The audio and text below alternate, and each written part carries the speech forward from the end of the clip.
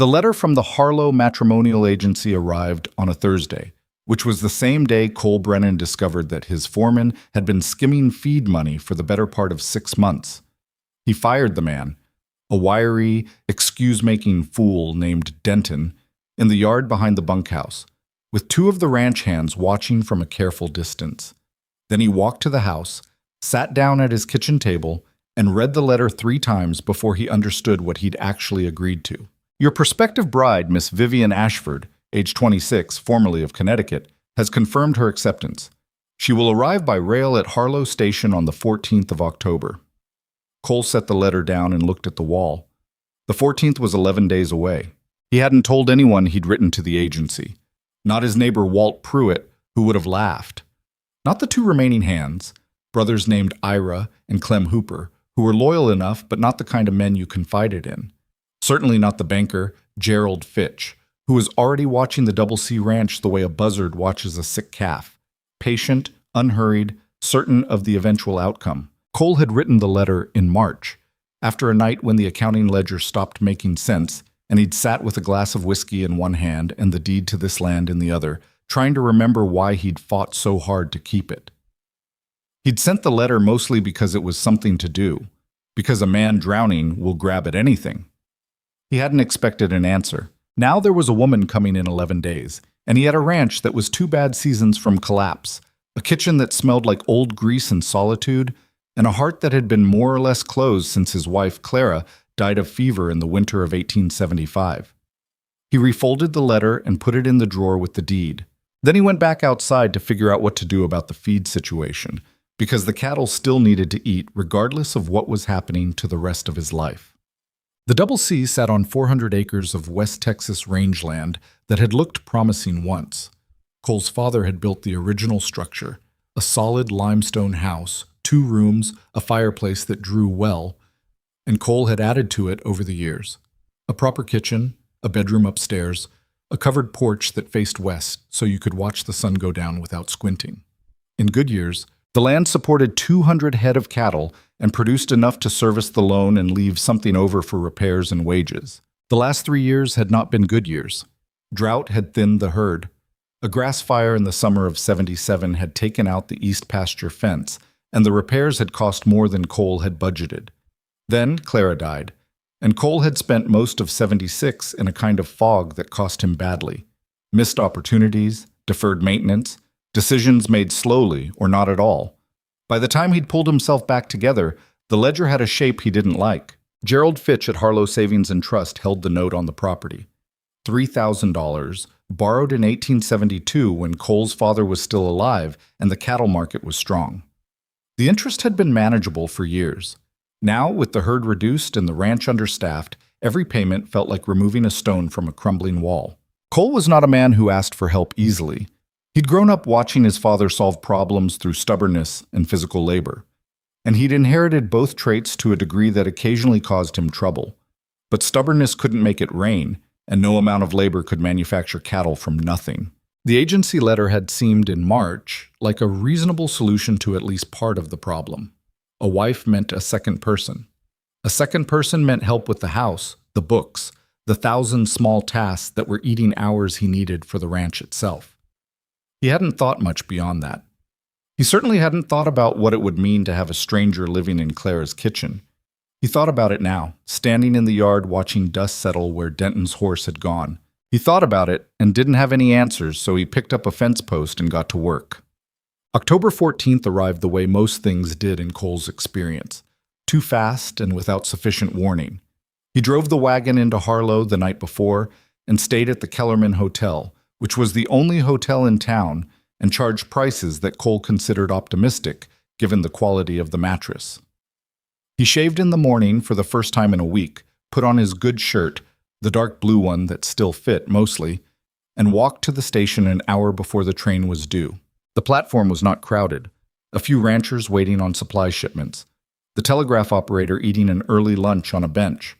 Martha Yates, who ran the dry goods store and knew everything that happened in Harlow before it happened, standing near the station door with a look on her face that suggested she already knew why Cole was there.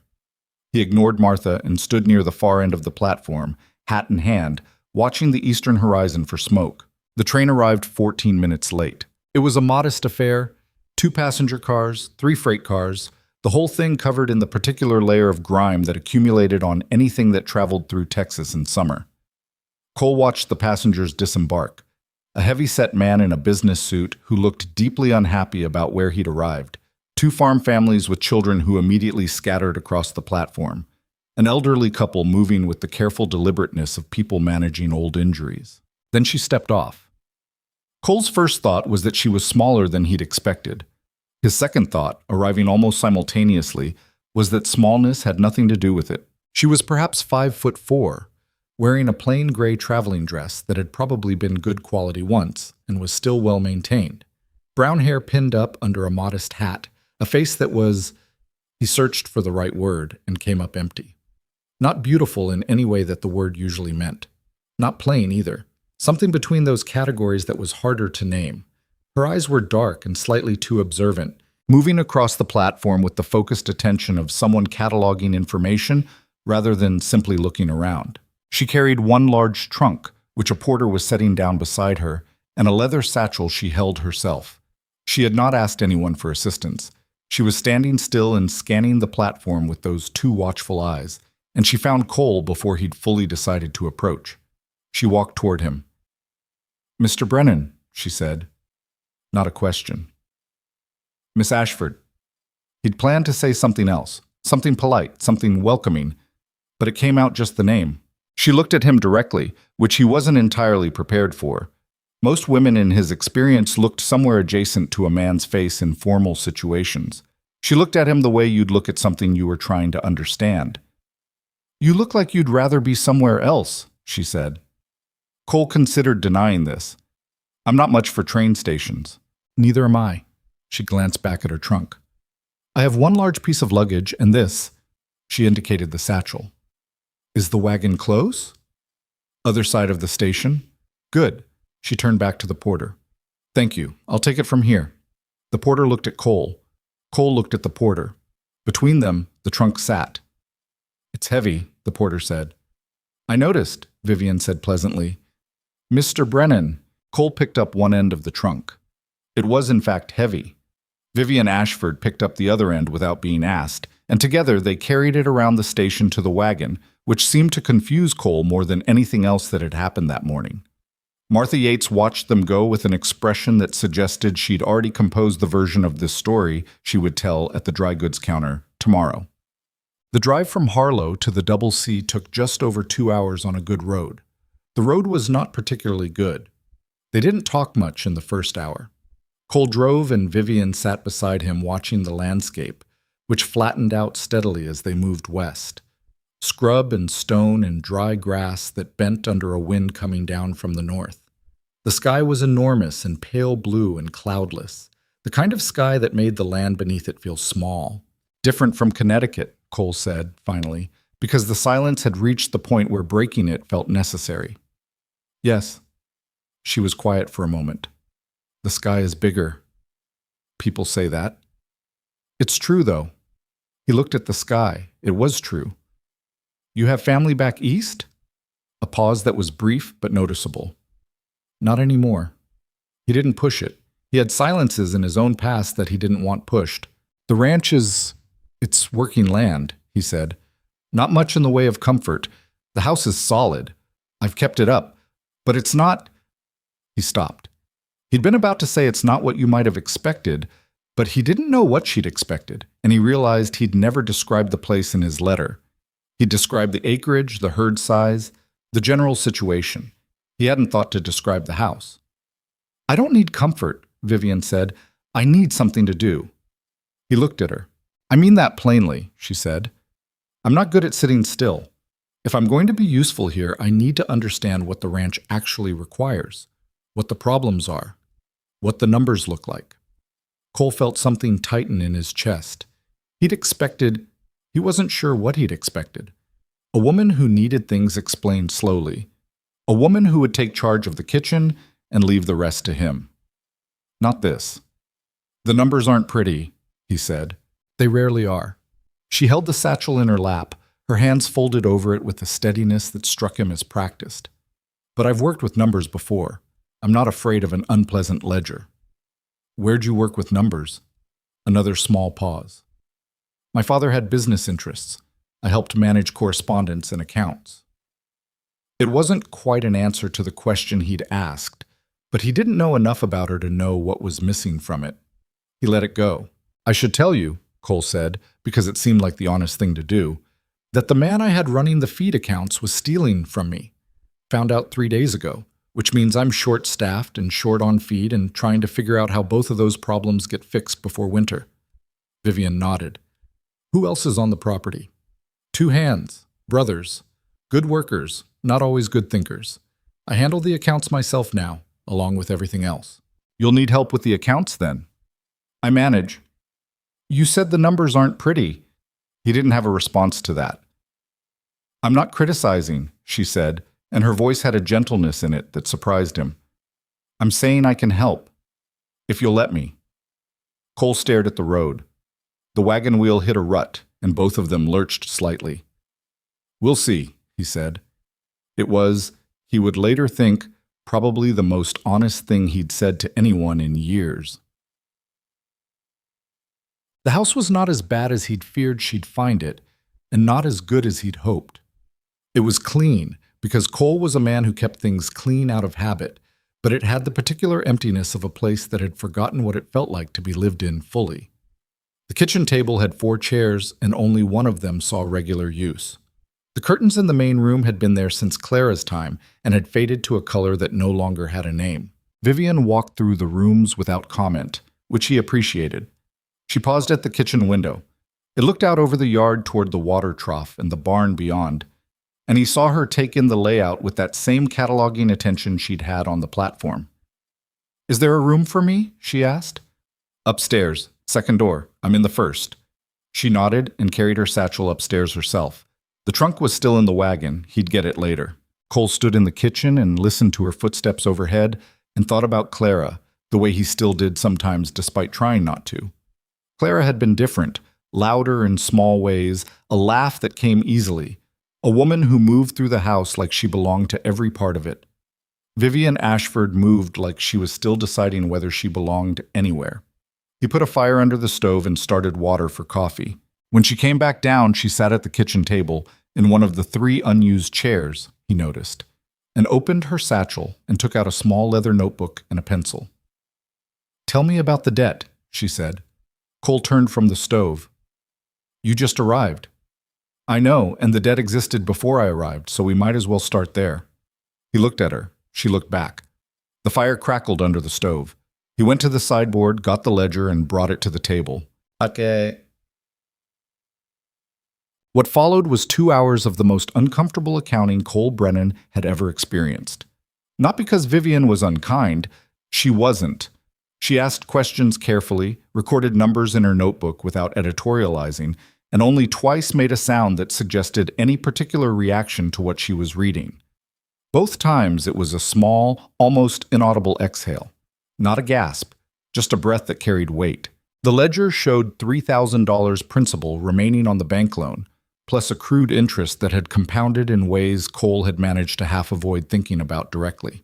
The herd stood at 118 head, reduced from the original 212 by drought losses and 2 lean seasons where Cole had sold cattle he should have kept.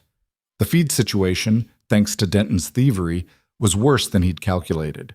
The coming winter would require either significant cash outlay for feed or significant reduction in the herd, and selling cattle in their current condition would fetch poor prices. Vivian wrote all of this down. She asked about the east pasture fence, the condition of the water rights, whether the mineral rights on the property had ever been explored, what Cole's arrangement was with the neighboring Pruitt spread, and whether he had any outstanding invoices for services rendered that hadn't yet been collected. There were 3 such invoices, actually. One from a local rancher for whom Cole had provided labor during a difficult calving season, and 2 small amounts from neighboring properties who'd borrowed equipment. He'd forgotten about them. $48, Vivian said, adding the figures. Not enough to change the picture materially, but it's money you're owed. I've known these people for years. I don't like pressing them for, you're not pressing them. You provided services or equipment. They owe you payment. Asking for what you're owed isn't aggression, Mr. Brennan. It's keeping your business alive. The words landed harder than she probably intended. Cole closed the ledger and stood up. I need to check on the horses before dark, he said. She let him go. He appreciated that. In the barn, in the familiar smell of hay and horse and honest dirt, he stood with his hand on the neck of his old roan mare, Duchess, and breathed. The barn had always been where he thought most clearly. Something about the size of the space and the particular quiet of animals that trusted you. He thought about the ledger. He thought about Vivian Ashford's pencil moving with absolute certainty across the page. He thought about $3,000 and a bank that was running out of patience. He thought, for the first time in a long time, that maybe the situation wasn't quite as hopeless as it had started to feel. Not because anything had changed, because having it laid out clearly in someone else's writing made it a problem instead of a fog. Fog you couldn't fight, problems you could work on. He went back inside when full dark came and found supper on the stove, beans and salt pork, nothing fancy, made from what was in the pantry. Vivian was sitting at the table with her notebook again, though she closed it when he came in and set it aside with a definitiveness that suggested the accounting portion of the evening was finished. I hope you don't mind, she said, nodding at the pot. No.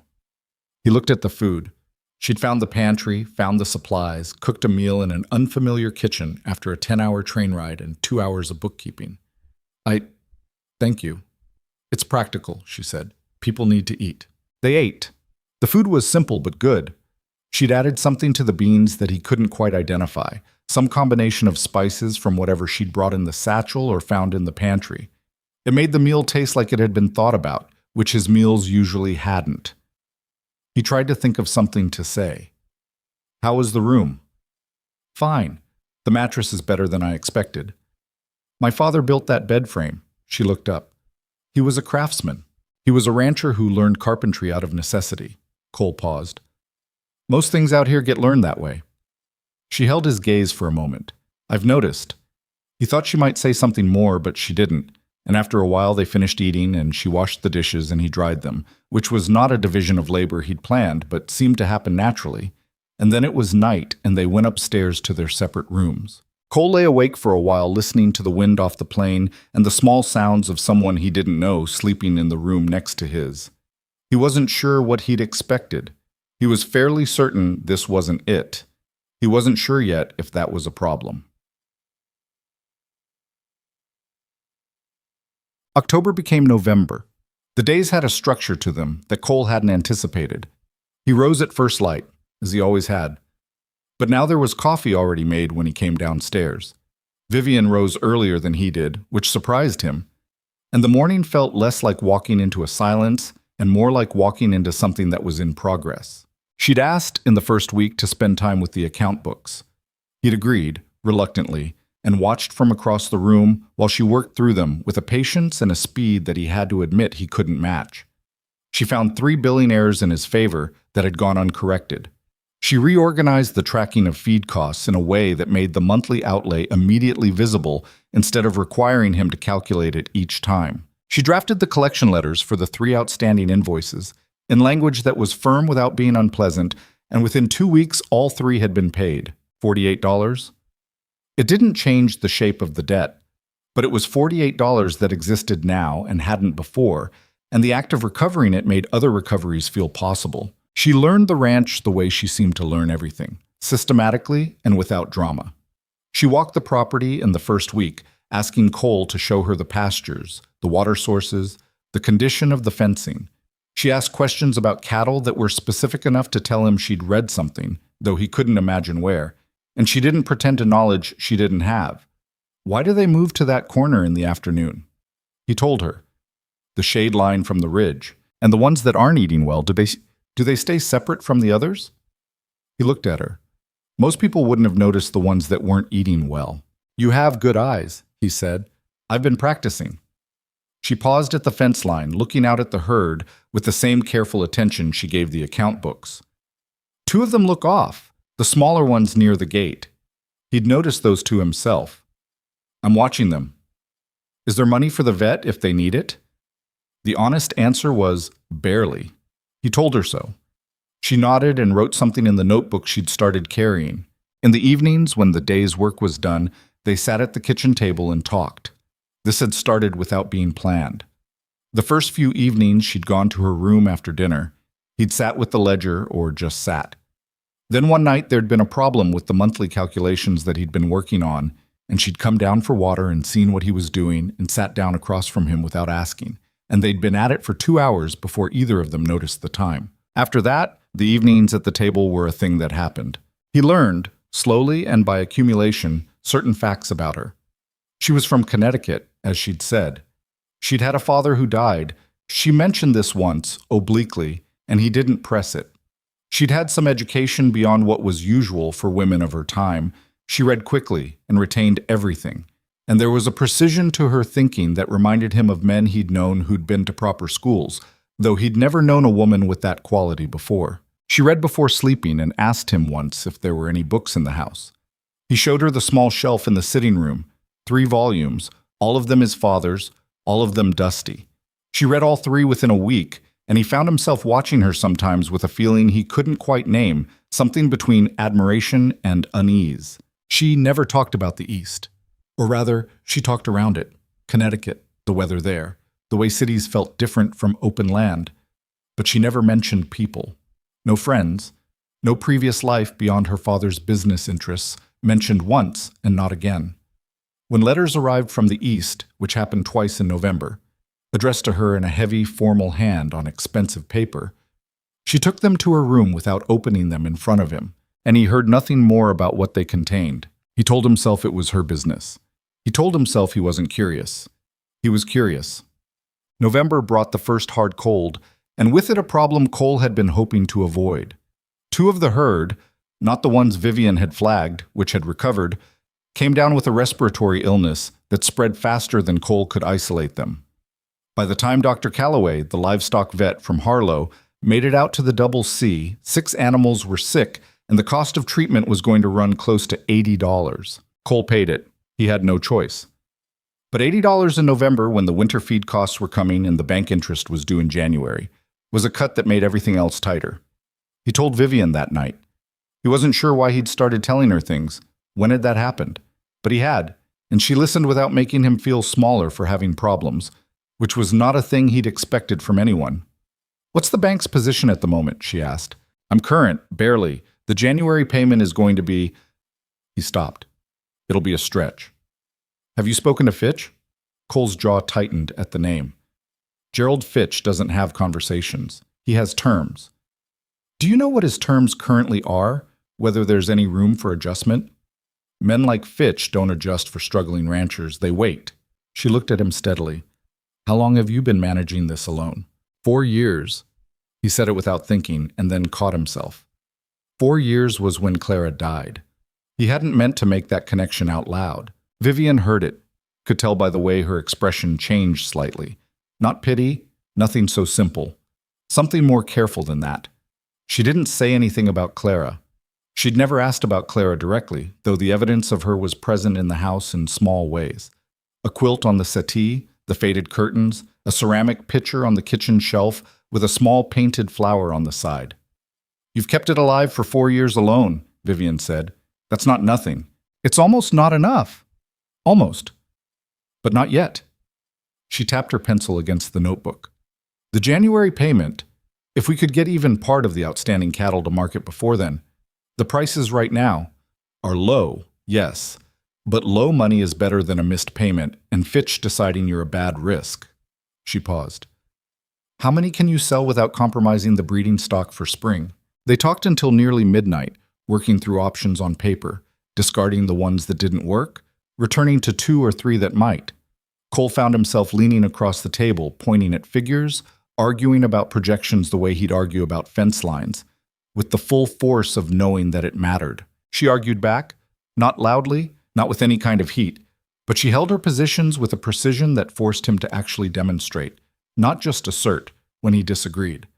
Around 11 o'clock, he said, "You're not easy to argue with." She looked up. "Is that a complaint?" "No." He wasn't sure what it was. "No, I don't think it is." She almost smiled, not quite, but the corners of her mouth moved in a way that suggested it was possible. December arrived, and with it, something that Cole hadn't expected. The ranch began, very quietly, to work better. Not dramatically, not in any single transformative moment, but by degrees. The accounts were clearer. The record-keeping was consistent. The outstanding invoices had been collected. Vivian had written to a feed merchant in the next county after discovering through careful inquiry at the Harlow General Store that he charged significantly less than the supplier Cole had been using for years, and the winter feed costs came in $18 lower than Cole's projection. $18 was $18. She'd also, and Cole learned about this only after the fact, which he was not entirely comfortable with, spoken to Walt Pruitt at the neighboring spread about a mutual arrangement for fence maintenance along their shared boundary. Walt, who had known Cole for 15 years and had a relationship with him that was cordial but not especially warm, had agreed to a cost-sharing arrangement that benefited both ranches. He'd mentioned it to Cole in passing at the Harlow feed store with the expression of a man slightly puzzled by his own generosity. "You talked to Walt," Cole said to Vivian that evening. She looked up from the accounts. "I ran into him in town. It seemed like a reasonable conversation to have. You negotiated a fence arrangement without—" He stopped himself. "Without asking you first?" Her voice was even. "I didn't negotiate anything you'd need to be bound by without agreeing. I mentioned a potential arrangement and said you'd discuss the details. Walt seemed receptive. I thought you could use a receptive Walt." The irritation he'd started to feel dissolved somewhere in the middle of receptive Walt, which was, he had to admit, an accurate description. "I'll talk to him," Cole said. "I know you will." He looked at her. She was looking at the ledger again, pencil in hand, as if the conversation was entirely resolved. He felt, obscurely, that he'd been managed. He also felt that the fence problem was going to get solved, so he wasn't sure how strongly to object. This was the texture of December. Small things. Adjustments. A ranch that was still struggling, but struggling with something that felt more like direction than before. Cole noticed also that his hands, Ira and Clem Hooper, had stopped treating Vivian with the polite wariness of men encountering something outside their experience and started treating her with the specific respect they gave to people who knew things. Ira, who was the elder of the two at 34 and had been with Cole the longest, had a lengthy conversation with her one afternoon about the sick cattle from November. She'd asked him detailed questions about what he'd observed before the illness was apparent. And afterward, Cole heard him tell his brother, in a voice that was meant to be private, that she had a good head on her. Ira didn't say that about many people. On the 19th of December, a letter arrived that was different from the others. Cole was in the barn when Vivian brought the mail in, so he didn't see her receive it. But when he came in for lunch, she was sitting at the kitchen table with the letter open in front of her and a stillness about her that was unlike her usual stillness. Her usual stillness was the stillness of someone thinking. This was the stillness of someone trying to contain something. "Problem?" he asked. She looked up, and whatever had been on her face rearranged itself quickly. "No," she said. "An old acquaintance. Business." He sat down across from her. The letter was already folded, and she slipped it into the notebook. "You don't have to tell me," he said, "but if there's something I should know—" "There isn't." Then, after a pause that felt deliberate, "Not yet. Not yet." He held that phrase while they ate lunch in a quiet that was less comfortable than their usual quiet. He thought about the things she didn't talk about. He thought about the careful way she'd answered questions in their early conversations, the pauses before she spoke that were just slightly too long to be simple thinking. He thought about the letters in the heavy, formal hand on expensive paper. He thought about a woman from Connecticut who knew how to read account books and negotiate with neighbors and notice sick cattle and cook from a half-empty pantry, who said her father had had business interests and left it at that, who was out here in West Texas in a plain gray dress that had once been expensive. He thought about the satchel she carried everywhere and had never left unattended since the day she arrived. He asked himself that night, in the privacy of his own thoughts, whether he was starting to care about what happened to her. The answer was more definite than he was comfortable with. He put it away and went to sleep, and the winter night was cold and clear and full of stars over the double sea, and somewhere in the house the woman he'd ordered like a practical solution was sleeping in his father's good bed with a letter tucked in her notebook, and a secret that was beginning at its edges to show. It was Ira who first heard the rumor. He brought it to Cole on the last day of December, standing at the barn door with his hat in his hands and the look of a man delivering something he'd have preferred not to. "Heard something in town," Ira said. "At the saloon. Don't know if it's true." "Go on." "Man came in 2 nights ago. Not local. Eastern dressed, money in his clothes, asking around about properties in the county. Who owns what? Who's got debt?" Ira paused. "And whether anybody knew a woman named Ashford." The barn went very quiet. Cole set down the bridle he'd been working on. "What did people tell him?" "Not much. Nobody here knows much." Ira met his eyes. "But somebody might have mentioned the double C." Cole nodded slowly. "Who was the man?" "Didn't give his name, paid cash for his drinks, was gone by morning." Cole thanked Ira and watched him walk back toward the bunkhouse. And then he stood in the barn with the horses and thought about Not Yet, and a satchel that was never left unattended, and a woman who knew things she'd never quite explained how she knew. He thought about the letter. He went inside. Vivian was at the kitchen table, as she often was in the evening, her notebook open, her pencil moving. She looked up when he came in and registered something in his expression. "What happened?" she asked. He told her, flat, without editorializing. A man in Harlow 2 nights ago, asking about properties and debts, and a woman named Ashford. She didn't flinch. That was the thing he noticed most. She didn't flinch. She went still in that particular way she had, and she set down her pencil and she looked at him with eyes that were doing a great deal of work behind a very controlled surface. "I should explain some things," she said. "Yes," Cole said. "You probably should." He sat down across from her, and outside the cold was coming down from the north, and the year was ending, and the woman across the table from him opened her mouth and began to tell him the truth. Her name was Vivian Ashford. That part was real. Her father had been Edmund Ashford, whose name, she explained, Cole might know if he read the Eastern financial papers, which he didn't. Edmund Ashford had built a business empire over 30 years, manufacturing, land holdings, rail investments, that at the time of his death 18 months ago had been valued, conservatively, at somewhere in excess of $800,000. Cole looked at her. "He had no other heirs," Vivian said. Her voice was careful and level, like a woman who had said this before and had learned to say it without expression, because expression led to reactions she couldn't control. "No sons.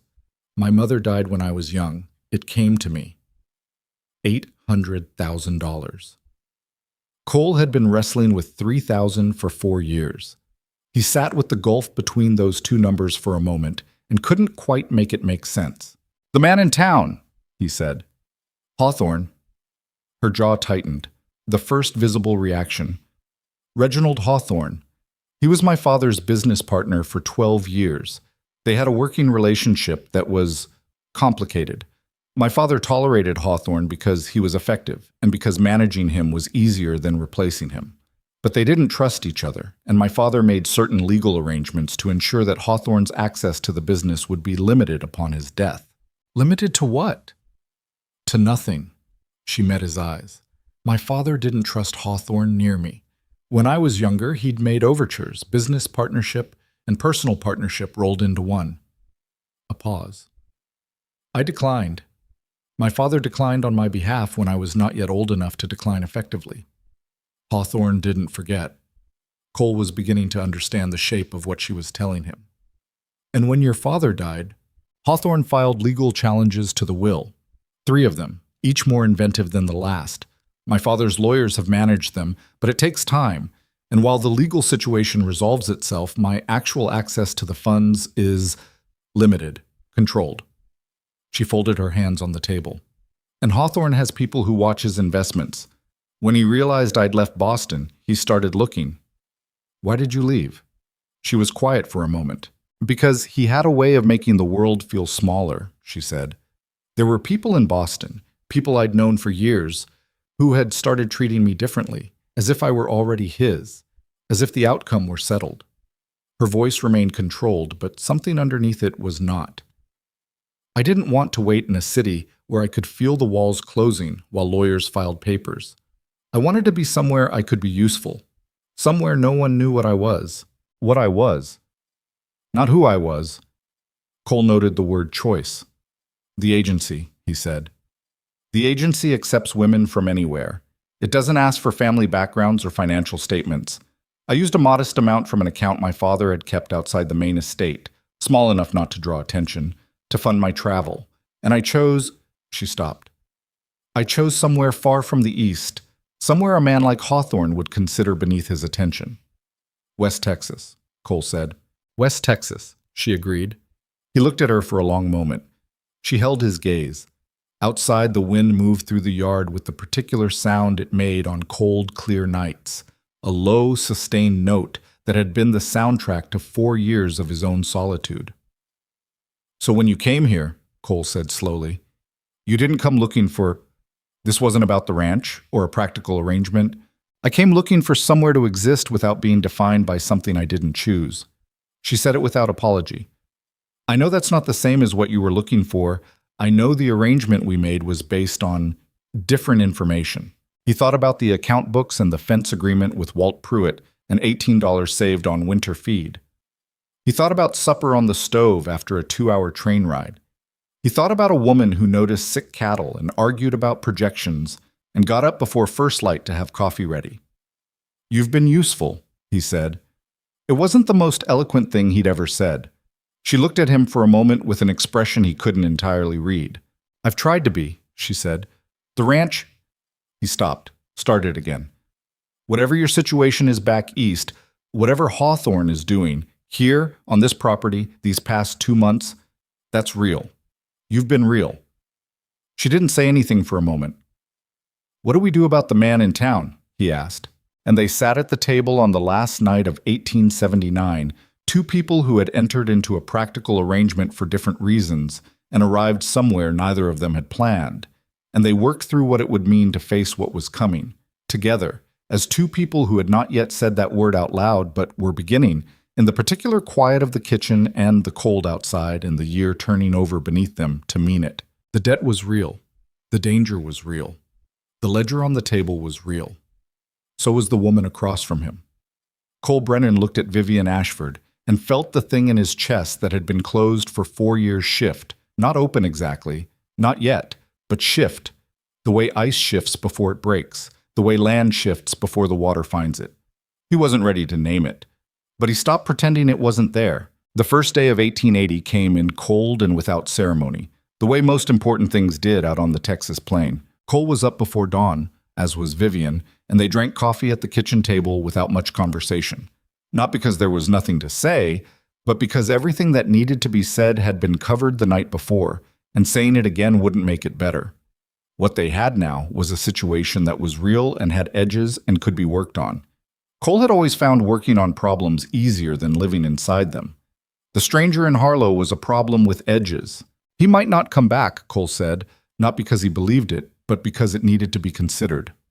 He'll come back, Vivian said, or someone like him will. Hawthorne doesn't send one man once. He sends men until he gets an answer. Cole looked into his coffee. What kind of answer is he looking for? Location. Confirmation I'm here, and— She paused. An assessment of my situation, whether I'm settled, whether I have resources or connections, whether I'm accessible. Accessible, Cole repeated. The word sat wrong in his mouth. He wants me to come back to Boston, she said flatly, or rather he wants access to the estate, and I'm the path to it. Coming back to Boston is the mechanism. She set down her mug. He won't do anything overt. Hawthorne is careful. He works through pressure, through financial and legal levers. He makes situations uncomfortable until the easiest solution is to do what he wants. He doesn't know you very well, Cole said. She looked at him. Something in her expression shifted. Not quite a smile, but a loosening. No, she said. He doesn't. Cole stood up and put on his coat. Outside, the sky was just beginning to go gray at the eastern edge. A new year, and the ranch was still standing, and the woman sitting at his kitchen table had $800,000 worth of enemies looking for her. And somehow what he felt, pulling on his gloves, was something closer to purpose than he'd felt in a long time. I'm going to talk to Walt Pruitt today, he said. About the fence? About the stranger in town. Walt hears things. His wife hears more things. If Hawthorne's man is still in the county, someone will have noticed him. Vivian nodded slowly. That's smart. Don't sound so surprised. This time she actually smiled. It lasted about 2 seconds and then she put it away, but it had been there. He went out into the cold feeling unreasonably better than the circumstances warranted. Walt Pruitt was a weathered man of 53 who had ranched the neighboring property for 20 years and accumulated in that time an enormous quantity of opinions and a moderate quantity of cattle. He was not a warm man, but he was a fair one, and he'd known Cole Brennan since Cole's father was alive, which meant he held Cole in the specific esteem reserved for people you've watched grow from something uncertain into something worth taking seriously. He was mending a bridle when Cole arrived, sitting on the porch despite the cold the way old ranchers did, as if the cold was something to be stared down rather than avoided. "Happy New Year," Walt said, not looking up. "Happy New Year." Cole settled against the porch railing. "Heard something I wanted to run by you." "About the stranger." Cole looked at him. Walt kept working on the bridle. "Mary told me," Walt said. "She heard it from the Kellerman girl at the hotel. Man stayed 2 nights, paid cash, asked around, left on the morning stage New Year's Eve." He finally looked up. "He asked specifically about the double C." "So I heard." "You know who he is?" Cole considered how much to say. Walt was a private man who respected privacy in others. "He's connected to someone with an interest in my wife's affairs, back east." Walt studied him. "Business kind of interest or the other kind?" "Both, probably." Walt went back to the bridle. "Your wife know?" "She does." A pause. "She handle it well?" Cole thought about Vivian sitting at the kitchen table, straight-backed and entirely composed while telling him about $800,000, and a man who wanted to use it. "Better than I would have." Walt grunted, which was as close as he got to a compliment for people he didn't know. "You want to know if the man's still around? And if anyone else has come asking?" "Not that I've heard, but I'll put it to Mary. She's got better ears than both of us combined." He set the bridle aside. "You want coffee?" "I've got to get back." "Then I'll send word if I hear something." Walt picked up the bridle again. "Cole." "Yeah, whatever's coming from the east, don't let it make you stupid. You've kept that ranch alive through worse than a meddling businessman." Cole nodded and rode back across the frost-stiff range, and he thought about what worse meant and whether Walt was right. And he decided Walt was right about the ranch, but hadn't had all the information when he said it. January ground forward with the particular patience of a Texas winter. Not dramatic, not brutal, just unrelenting. Cold mornings, short days, the herd requiring constant attention to keep them fed and watered, the water trough freezing some nights and requiring breaking before the cattle could drink. Cole and Ira and Clem worked through it, as ranchers did, with the steady mechanical persistence of men who understood that the land didn't care about their schedules. Vivian worked through it too, in her way. She'd taken over the accounts entirely now, not because Cole had formally asked her to, but because it had happened gradually and efficiently, and at some point the books were hers, and they were better for it. She'd also started keeping a weather journal, which Cole had not expected, recording temperatures and wind direction and precipitation with the same methodical care she gave everything. When he asked about it, she said she was trying to understand the patterns. The patterns of what? The land. The weather. What this place actually needs versus what it's getting. She turned the journal toward him, showing him 2 months of entries. Your east pasture gets significantly less wind protection than the west. I think that affects the winter grazing differently than you're accounting for. And the water table. She stopped herself. I'm sorry. This isn't what you asked about. No, keep going. She looked at him as if checking whether he meant it, then went on. She'd apparently been thinking about the water situation for weeks, the location of the existing well, the drainage patterns she'd observed during the wetter periods, a possible secondary water source she'd noticed on the eastern edge of the property during one of her walks. Cole had walked that land for 15 years and had never thought about it the way she was thinking about it. He wasn't sure how he felt about that. He thought about it and decided it didn't matter how he felt about it. What mattered was that she'd seen something that might be useful. I'd need someone to assess it, he said. Someone who knows water. There's a man in Harlow, retired surveyor. I spoke to him briefly at the general store. She said it carefully. as if she'd anticipated that this might be the part he objected to. "When were you in Harlow?" "Tuesday. I went with Clem to pick up the supply order." She held his gaze. "I wore a plain bonnet and didn't give my name anywhere. I was careful." He should have been irritated. He examined the irritation and found it was mostly relief that she was moving carefully, mixed with something that was becoming familiar. The slight disorientation of being around someone who was always 3 steps ahead and doing things efficiently while he was still deciding they needed to be done. "The surveyor," he said. "What's the cost?" "Modest. And if he confirms the water source, the value to the ranch would be—" "Set it up." She nodded, as if this was the answer she'd expected. The surveyor, a man named Horace Gill, who moved slowly and thought fast, came out in the second week of January and spent half a day walking the eastern edge of the property with a stick and an expression of professional suspicion. Then he told Cole that there was indeed a secondary water source, not enormous, but reliable, likely fed by a deep aquifer, that could be developed into a workable well for under $150 if the work was done in spring. Cole looked at the spot Jill indicated. It was a quarter-mile from the east fence line, on land he'd walked dozens of times and seen as nothing but scrub. "How'd your wife know?" Jill asked. "She paid attention," Cole said. Jill shrugged with the philosophical acceptance of a man who'd spent his life discovering things other people had missed. Good habit. The second letter came on the 15th of January, and this one Vivian opened at the kitchen table without going upstairs first. Cole was there when she read it. He watched her face, which gave him almost nothing, a slight tightening around the eyes, the kind of stillness that meant the thing inside was bigger than the outside was showing. She put the letter down. "Hawthorne's filed a 4th legal challenge," she said, "specific to the account I used for travel. He's arguing it was part of the estate and not separately held. Is he right?" "No. My father set that account up specifically outside the estate structure. My lawyers are certain of that." She picked up the letter again, scanning the last lines. "But it will require my direct testimony in Boston to resolve within 60 days. The kitchen was quiet. "If you don't go?" Cole asked. "The court could rule in Hawthorne's favor by default. Not on the full estate, that's separate, but on that account. It's small in the larger context, but—" She set the letter down carefully. "The larger concern is that it establishes a precedent. One ruling in his favor is a foundation for the next challenge." Cole looked at the window. Outside, the cold January sky was hard and pale and gave nothing. "Who's writing to you?" he asked. "The letters. My father's chief lawyer, Hammond Presley. He's in Boston." "He's on your side?" "He was my father's lawyer for 20 years. He's on the side of my father's legal intentions, which happen to align with mine."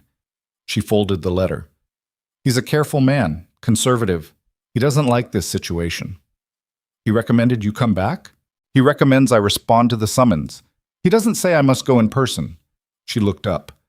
"There may be a way to handle the testimony through deposition. Presley is exploring it, but it will take time, and in the meantime, Hawthorne's people are in Harlow asking questions." "Yes." Cole pushed back from the table and stood. He walked to the window and looked out at the yard. The barn, the water trough, the far edge of the property where Jill had identified the water source. "He's going to come here," Cole said. "Not personally. He doesn't do things personally." Her voice had a particular quality when she talked about Hawthorne. Not fear, something more like contempt that had lived alongside fear for so long that they'd become indistinguishable. "He sends people. He creates situations." "What kind of situations?" She was quiet for a moment. "He's connected to the regional banking interests.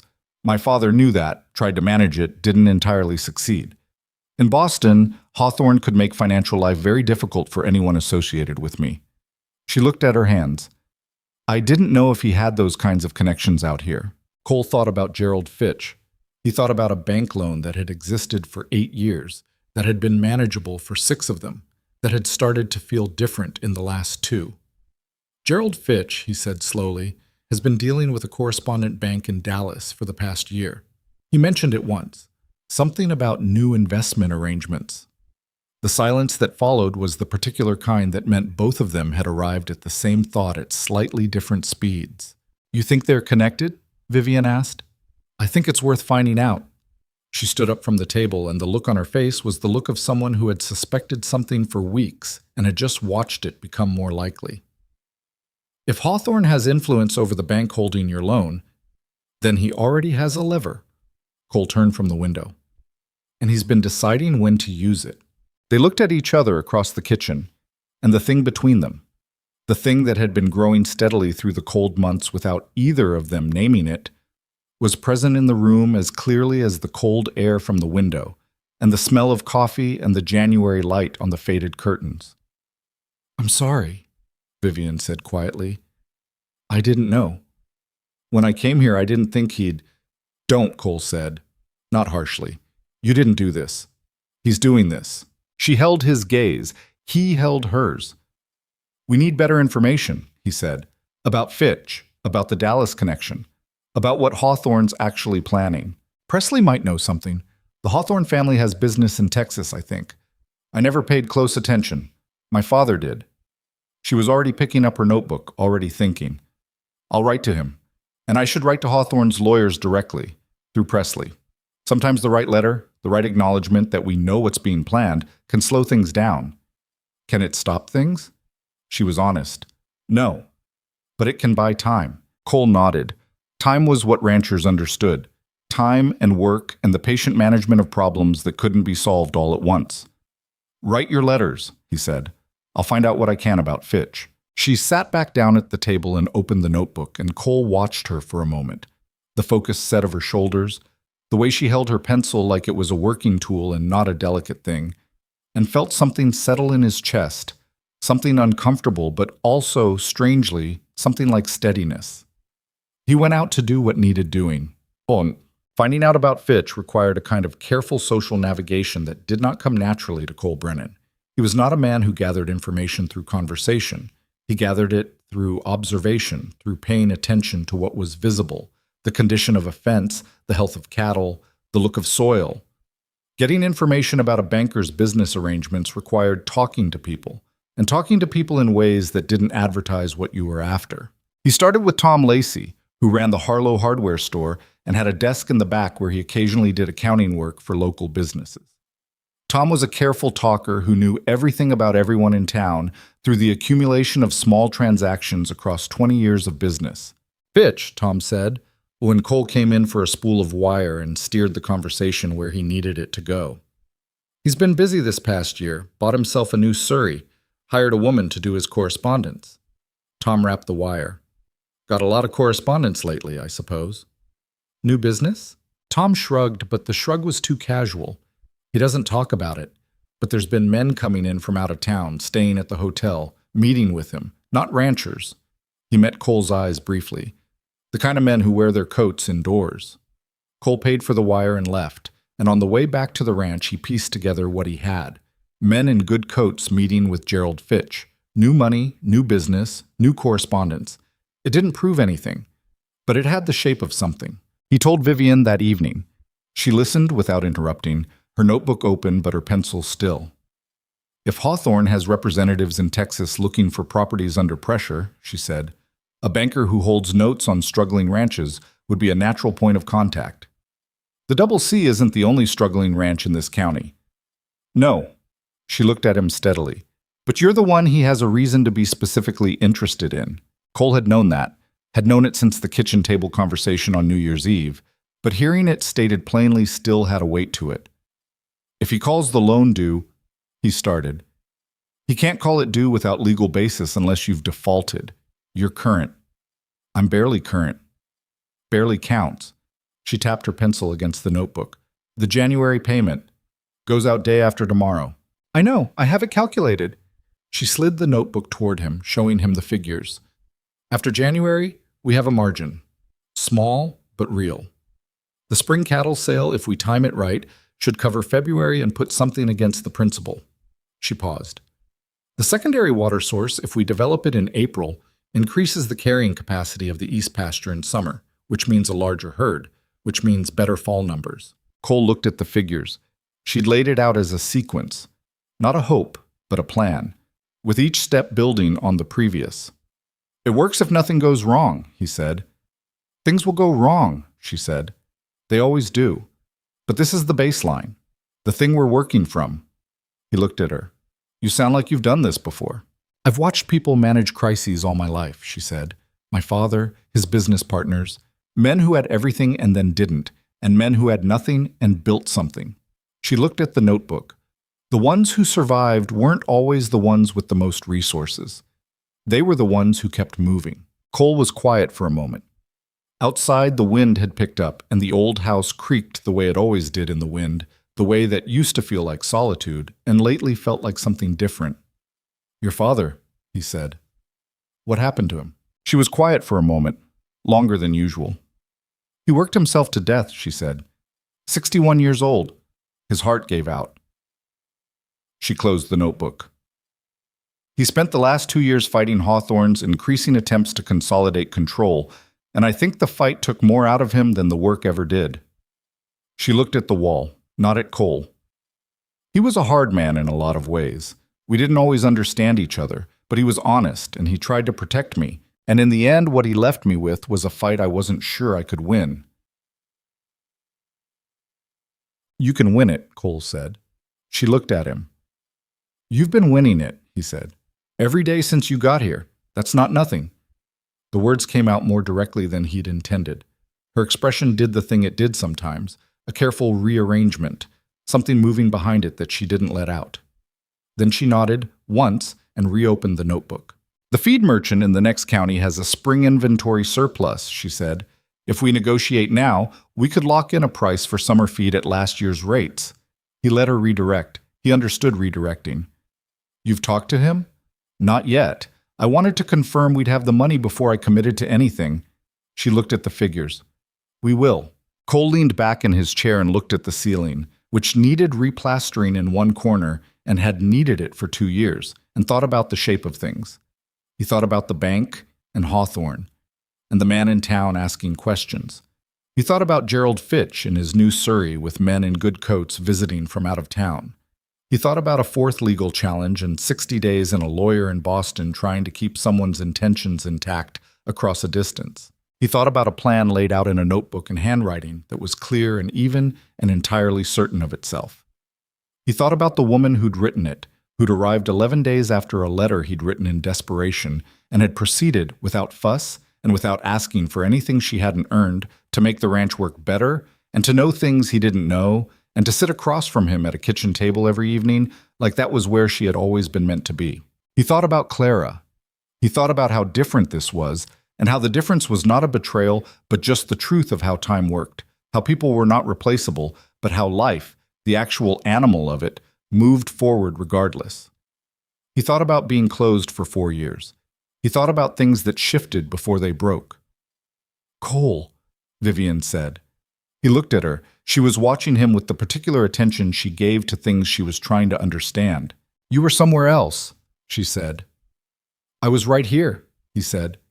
She held his gaze for a moment, and something in her expression was both question and acknowledgement, and then she looked back down at the notebook. Spring, she said. We make it to spring, and the picture changes. It's going to try to stop us getting there. I know, she said. That doesn't mean it will succeed. Outside, the Texas night pressed in from all directions, cold and enormous, and entirely indifferent to the two people at the kitchen table who were, in their careful and imperfect and entirely human way, deciding to face it together. The February letter from Presley arrived 2 weeks later, and it contained 2 things. Confirmation that the deposition arrangement would work, and news that Reginald Hawthorne had recently incorporated a land acquisition company in Dallas, registered under a subsidiary name with $300,000 in capitalized investment. Vivian set the letter on the table between them and didn't say anything. Cole read it. Read it again. $300,000 in a Dallas land company. He's not just trying to get you back, Cole said. No. Her voice was even. He's buying his way into Texas. He's building a position. She looked at the letter. And we're sitting on 400 acres with a loan he may already be positioned to influence. The cold of February settled into the kitchen despite the fire, the kind of cold that isn't about temperature. How long do you think we have? Cole asked. She considered it the way she considered everything, without the comfort of false optimism without the paralysis of honest fear. "Until spring," she said. "Maybe a little past.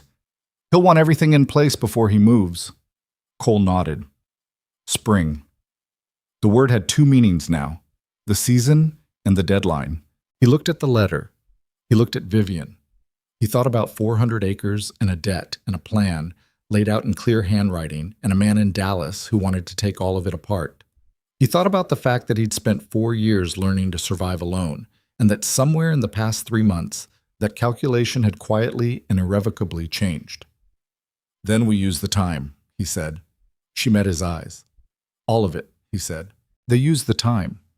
March came in with wind and the particular smell of thawing ground, and the double C moved into it with a focus that felt, to Cole, like a held breath.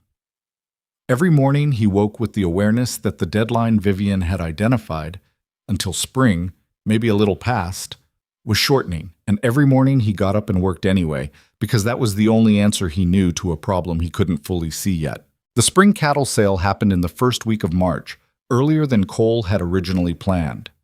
Vivian had pushed for moving the date up after running the numbers 3 different ways and arriving at the same conclusion each time. Waiting for better prices was a gamble they couldn't afford, and locking in current prices against the February bank payment was the more defensible choice. Cole had argued briefly and then agreed, because the numbers said what they said, and arguing with numbers was its own kind of foolishness. They sold 22 head and cleared enough to cover February's payment with $41 left over. Not a victory, but not a loss. The ranch was still standing, and the bank had its money, and Cole mailed the payment himself and watched the envelope disappear into the post with the feeling of a man who has just bought himself another month. Horace Gill came out in the second week of March to assess the secondary water source.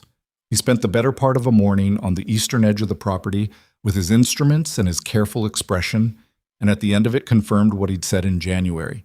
The aquifer was real, the water was accessible, and the cost of developing it into a functional well had come in slightly under his original estimate at $130 for labor and materials if they moved quickly before the spring heat set in.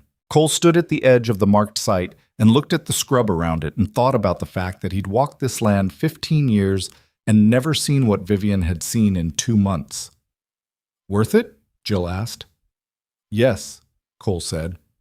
He contracted the work that afternoon. The letter from Gerald Fitch arrived on a Monday in the 3rd week of March. Cole was in the barn when Vivian brought it to him. She'd already read the outside.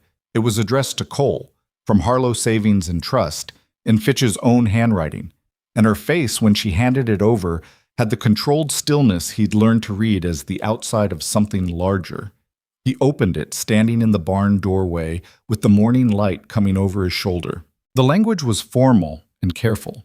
The kind of language that had been written by someone who understood that every word might eventually be read by a lawyer. The substance of it, stripped of the formal language, was this.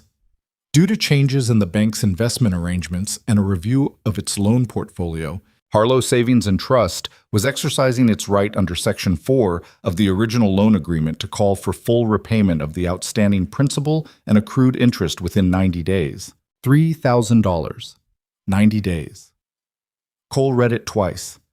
Then he folded it and held it and looked at the barn wall and let himself have 30 seconds of feeling what he felt, which was a cold, hollow anger that went all the way down.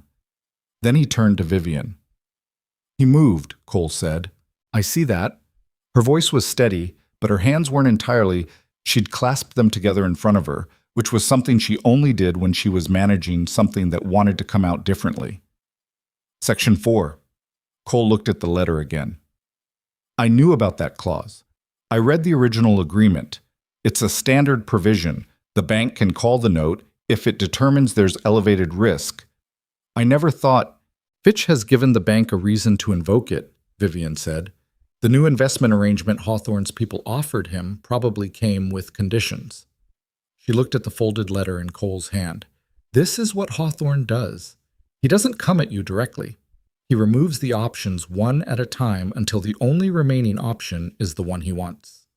Cole felt the cold anger settle into something harder and more useful. "What do we have in 90 days?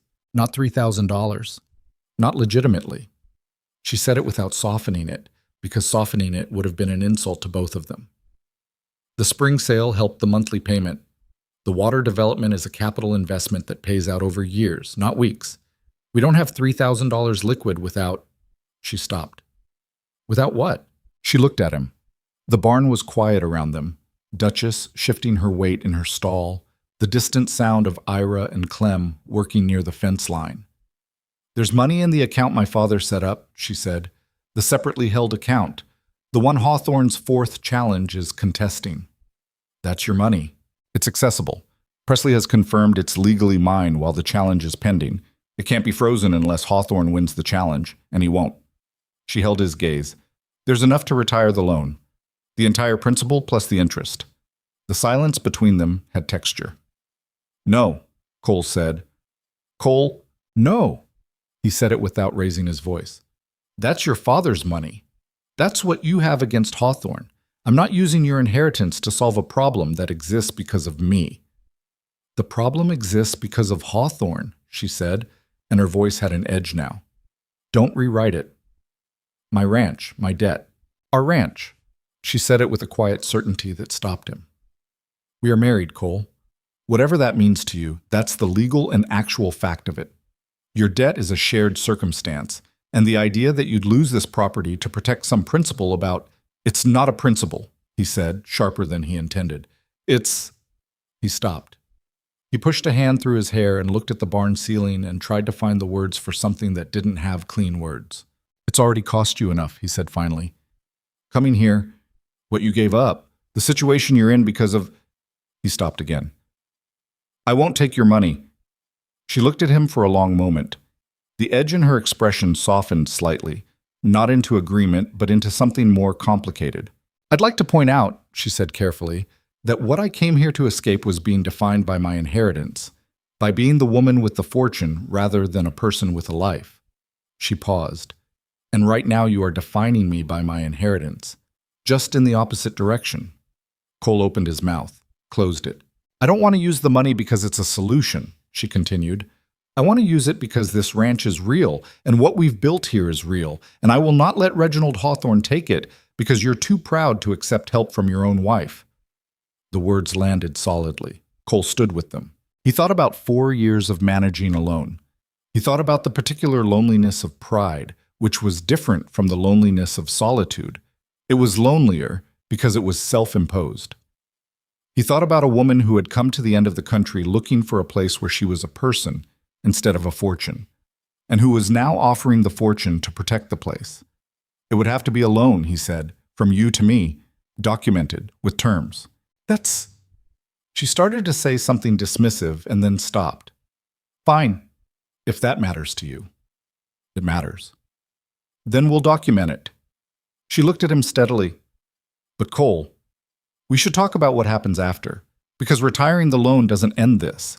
Hawthorne still has his Dallas company. He still has whatever hold he has over Fitch, and he will find another lever. Cole knew she was right. He'd known it the moment he read the letter. The loan was a weapon, but it wasn't the only weapon. It might not even be the primary one. What does he actually want? Cole asked. Not the estate. Not in the end. What does Hawthorne actually want? Vivian was quiet for a moment. He wants to win, she said.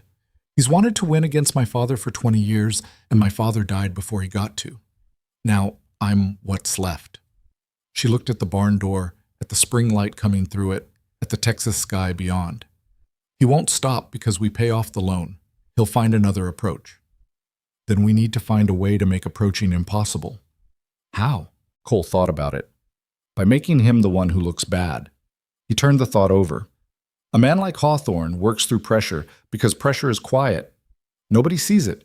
It doesn't have a face you can point to, but if he's visible, if what he's doing is documented and public, he has lawyers. So do you. She looked at him with something that might have been surprise or might have been relief at hearing her own logic reflected back at her. Presley, she said, and whatever we can document about the Fitch connection. If we can show a pattern, the legal challenges, the Dallas company, the timing of the loan call. Is there a newspaper in Dallas? Something that covers business interests? Yes, the Dallas Commercial. My father read it. She paused. Why? Because businessmen don't like being written about in ways that suggest they're engaged in coordinated land seizure against a Texas rancher and his wife. Cole looked at the folded letter in his hand. Especially not when the wife is the sole heir to an Eastern fortune and the case has the kind of story that newspapers find interesting. Vivian stared at him. "You want to go public," she said. "I want Hawthorne to know we could go public. There's a difference." She thought about it for a long moment. He could see her working through it, the same way she worked through the account books, methodically testing each step before committing to it. It's a risk. If he thinks we're backed into a corner, it could accelerate rather than slow him down. He already thinks we're backed into a corner. He called the loan. That's a man who thinks he's winning. Cole folded the letter and put it in his coat. But a man who's winning quietly is different from a man who's winning in front of people. Hawthorne spent his whole career in rooms where nobody's watching. You want to open the room. I want him to know the room can be opened. Vivian stood in the barn doorway for a moment, and the spring light was on her face, and she was looking at something he couldn't see, some calculation he didn't have full visibility into. Then she nodded, once, with the particular decisiveness that meant she'd made a decision she intended to keep. "I'll write to Presley today," she said, "and I'll write to Hawthorne's lawyers." She paused. "And I'll write to the Dallas commercial. I know someone there. A man who covered my father's business interests. He'll understand the story." "Don't send that one yet?" "No, but I'll have it ready." She went back to the house, and Cole stood in the barn with Duchess and the smell of hay and spring, and breathed. The well was completed in the last week of March, and the water it produced was clean and reliable and changed the calculation of the east pasture in exactly the way Vivian had predicted it would. Cole stood at the new well casing with Ira the afternoon it came in, watching the first draw of water come up clear, and Ira said, without looking at him, "Your wife's something." "She is," Cole said. Ira squinted at the horizon. "Clem and me, we've been here 5 years, you know. Watched the ranch go through some hard times." "I know. This is the first time in maybe 3 years it feels like it's going somewhere instead of just holding on." Ira picked up the bucket they'd used for the test draw. "Whatever she's doing with those books of hers, it's working." Cole didn't say anything for a moment. He watched the water settle. "She's doing what she came here to do," he said. Ira nodded and walked back toward the barn, and Cole stood at the new well and thought about that. About a woman who'd come to West Texas looking for a place to be useful and had found one, and about the fact that the place was better for her being in it. He thought about the letter from Fitch, folded in his coat.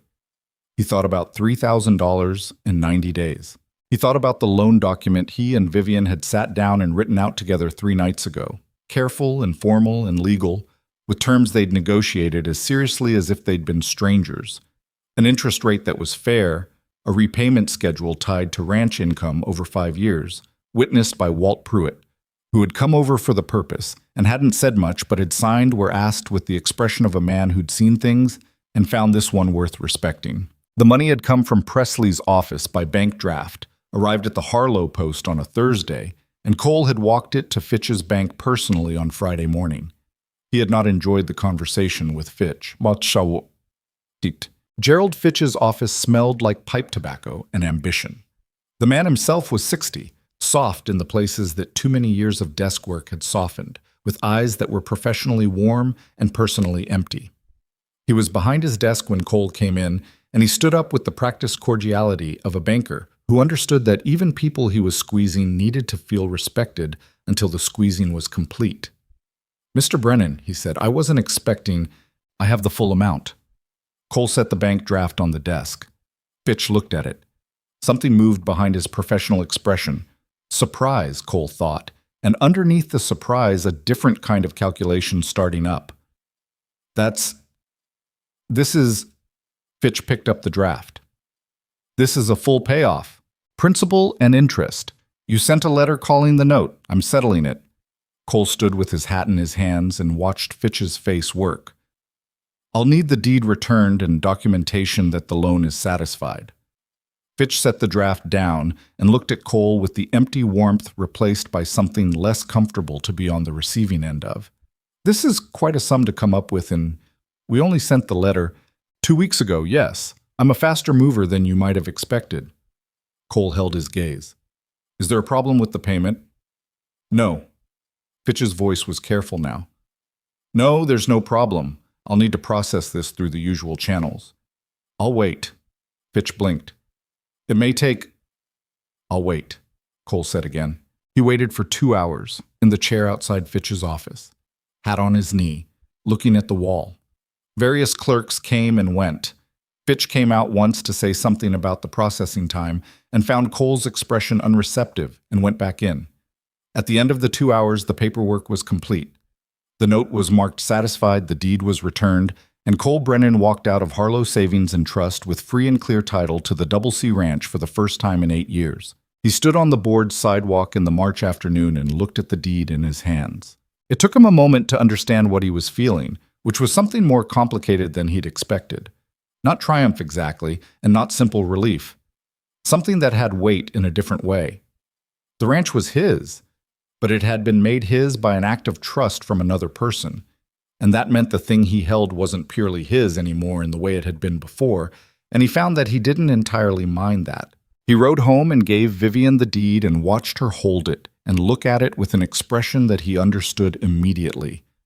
She was doing what he'd done, feeling the weight of what it meant and what it had cost. It's yours, she said, handing it back. It's ours, he said, the word coming out of him easily now, as if it had always been there waiting for him to say it. She looked at him. Something shifted in her face, something that had been carefully managed for months coming slightly loose. Then she put it back in order and nodded and said, I'll make dinner, and went to the kitchen, and Cole stood in the sitting room holding the deed and the word ours still in the air around him. The week after the loan was retired, a man arrived in Harlow.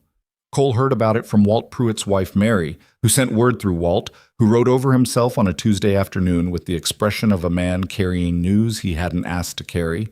Different man this time, Walt said, sitting on Cole's porch. Not the same one from December. This one's staying at the Kellerman. Says he's representing an investment company. Has been in meetings with Fitch.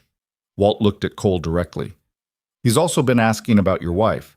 Not as careful about it as the last one. Asked Martha Yates outright whether the woman at the Double C was a Miss Ashford from Connecticut. Cole set down the coffee he'd been holding. What did Martha say? Martha said she didn't know anything about Connecticut, but the woman at the Double C was Mrs. Brennan, which was different. Walt almost smiled. Martha's not usually one for protecting anybody's privacy, but apparently she didn't like the way the man asked. Cole sat with that for a moment. Martha Yates, who'd watched him lead Vivian around the station platform, with the look of someone composing a story, had told a stranger asking about his wife that she was Mrs. Brennan, and that was different. The man have a name? Cole asked. Preston, Lawrence Preston, has a card with the name of a Dallas company on it. Walt reached into his coat and produced a small card, which he handed to Cole. He left one with Martha, for some reason. Cole read the card. The company name meant nothing to him immediately, but the address was Dallas, and the particular formal typography had the quality of something designed to look established and wasn't. He brought it inside to Vivian. She looked at it for a long time. Her face gave him very little. Meridian Land Development, she said. That's one of the subsidiary names. Presley identified it in his last letter. She set the card down on the table. Hawthorne owns it through 2 layers of other companies. The connection is documented, but it's not obvious. Preston is here to assess the property, Cole said. Now that the loan is paid off, he needs a different approach. Or he's here to make an offer. She looked at the card. A buyout offer. That's the next step in the playbook. Come in with an amount that sounds significant to someone who's been struggling and offer to take the problem off their hands. The Double C isn't for sale. I know that, but he doesn't know that we know who he really represents. She tapped the card. This could actually be useful. Cole looked at her. How? If he makes a formal offer, it's a formal action. It's documented. And the connection between Meridian Land Development and Hawthorne, she stopped, picked up the card again. Cole, if we can get that offer in writing and document the connection to the loan call and document Fitch's meetings with Preston, we build the pattern, Cole said. We build the pattern, she agreed. Presley's been saying he needs documented evidence of coordinated action. Right now we have a series of events that could each be explained separately, but a buyout offer arriving 2 weeks after a coerced loan call from a company connected to Hawthorne, That's harder to explain separately. That's a lawsuit. She said it with a quiet intensity that he hadn't quite heard from her before. Against Hawthorne. Not just defending against his challenges, going after him, making what he did visible and costly. The kitchen was very quiet. Can you win that? Cole asked. She looked at him steadily. With the right documentation? Yes, Presley thinks so. And a man like Hawthorne, who has spent his career in rooms where nobody's watching. She picked up the card one more time. He has never been on the receiving end of this kind of case. He's only ever been the one building them. Cole thought about what she'd said in the barn, about Hawthorne wanting to win, about her father dying before the winning was settled. He thought about a man in Dallas who'd spent 2 decades building pressure, constructing situations, removing options until the only remaining choice was the one he wanted. He thought about the deed, in the drawer in the sitting room, marked satisfied. He thought about what it meant to stop being reactive. When Preston makes his offer, Cole said slowly, I want to meet with him. Formally. Here, if possible. And I want Ira and Clem present as witnesses. Vivian raised an eyebrow. I want it witnessed, Cole said. Whatever he says. And I want you there. He may not want to make an offer with the wife present. Then he can leave without making one. Cole looked at her. But if he does make it, if he puts a number on the table in front of witnesses, that's the document Presley needs. Vivian was quiet for a moment. He could see her working through it, testing it. It might push Hawthorne to a different approach, she said. If Preston reports back that we're not naive, he already knows we're not naive. We paid off the loan in 2 weeks. He knows somebody here is thinking. Cole leaned forward. Let him know it's both of us. Let him take that back to Hawthorne. She held his gaze. All right, she said, but I'll write to Presley first. He needs to know what we're doing before we do it. How long for Presley to respond? A week, if I send the letter express. Preston's been in town 3 days. He'll give himself another week before he makes a move. Cole stood. Write the letter. She was already reaching for her notebook. Presley's response arrived in 6 days, which was faster than either of them had expected and suggested Presley had been waiting for something like this. The letter was longer than his usual correspondence and more direct. The formality was still there, but underneath it was the energy of a lawyer who'd been playing defense for 18 months and was being handed an opportunity to change the angle. He confirmed the documented connection between Meridian Land Development and Hawthorne's holding structure. He confirmed that a buyout offer made under these circumstances, combined with the documented loan call and the timing, constituted potential evidence of coordinated financial coercion.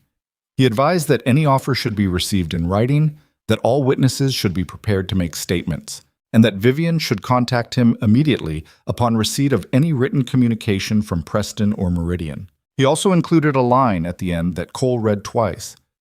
Mrs. Brennan, I have been your father's lawyer for many years, and I have watched many people face Hawthorne's methods. You are the first of his targets to have identified the full pattern clearly enough to use it against him. Your father would have found that worth remarking upon. Vivian read the letter at the kitchen table and sat with it for a long moment after she finished. Cole watched her face, the thing that moved through it, complicated and not entirely visible, but present. He knew my father well, she said finally. Sounds like it. She set the letter down. My father didn't think I was ready for the business side of things. He managed it and told me what I needed to know and made decisions he didn't consult me about. A pause. He wasn't wrong that I wasn't experienced, but I think he was wrong about what I was capable of learning. Cole said nothing, because there was nothing to add to that.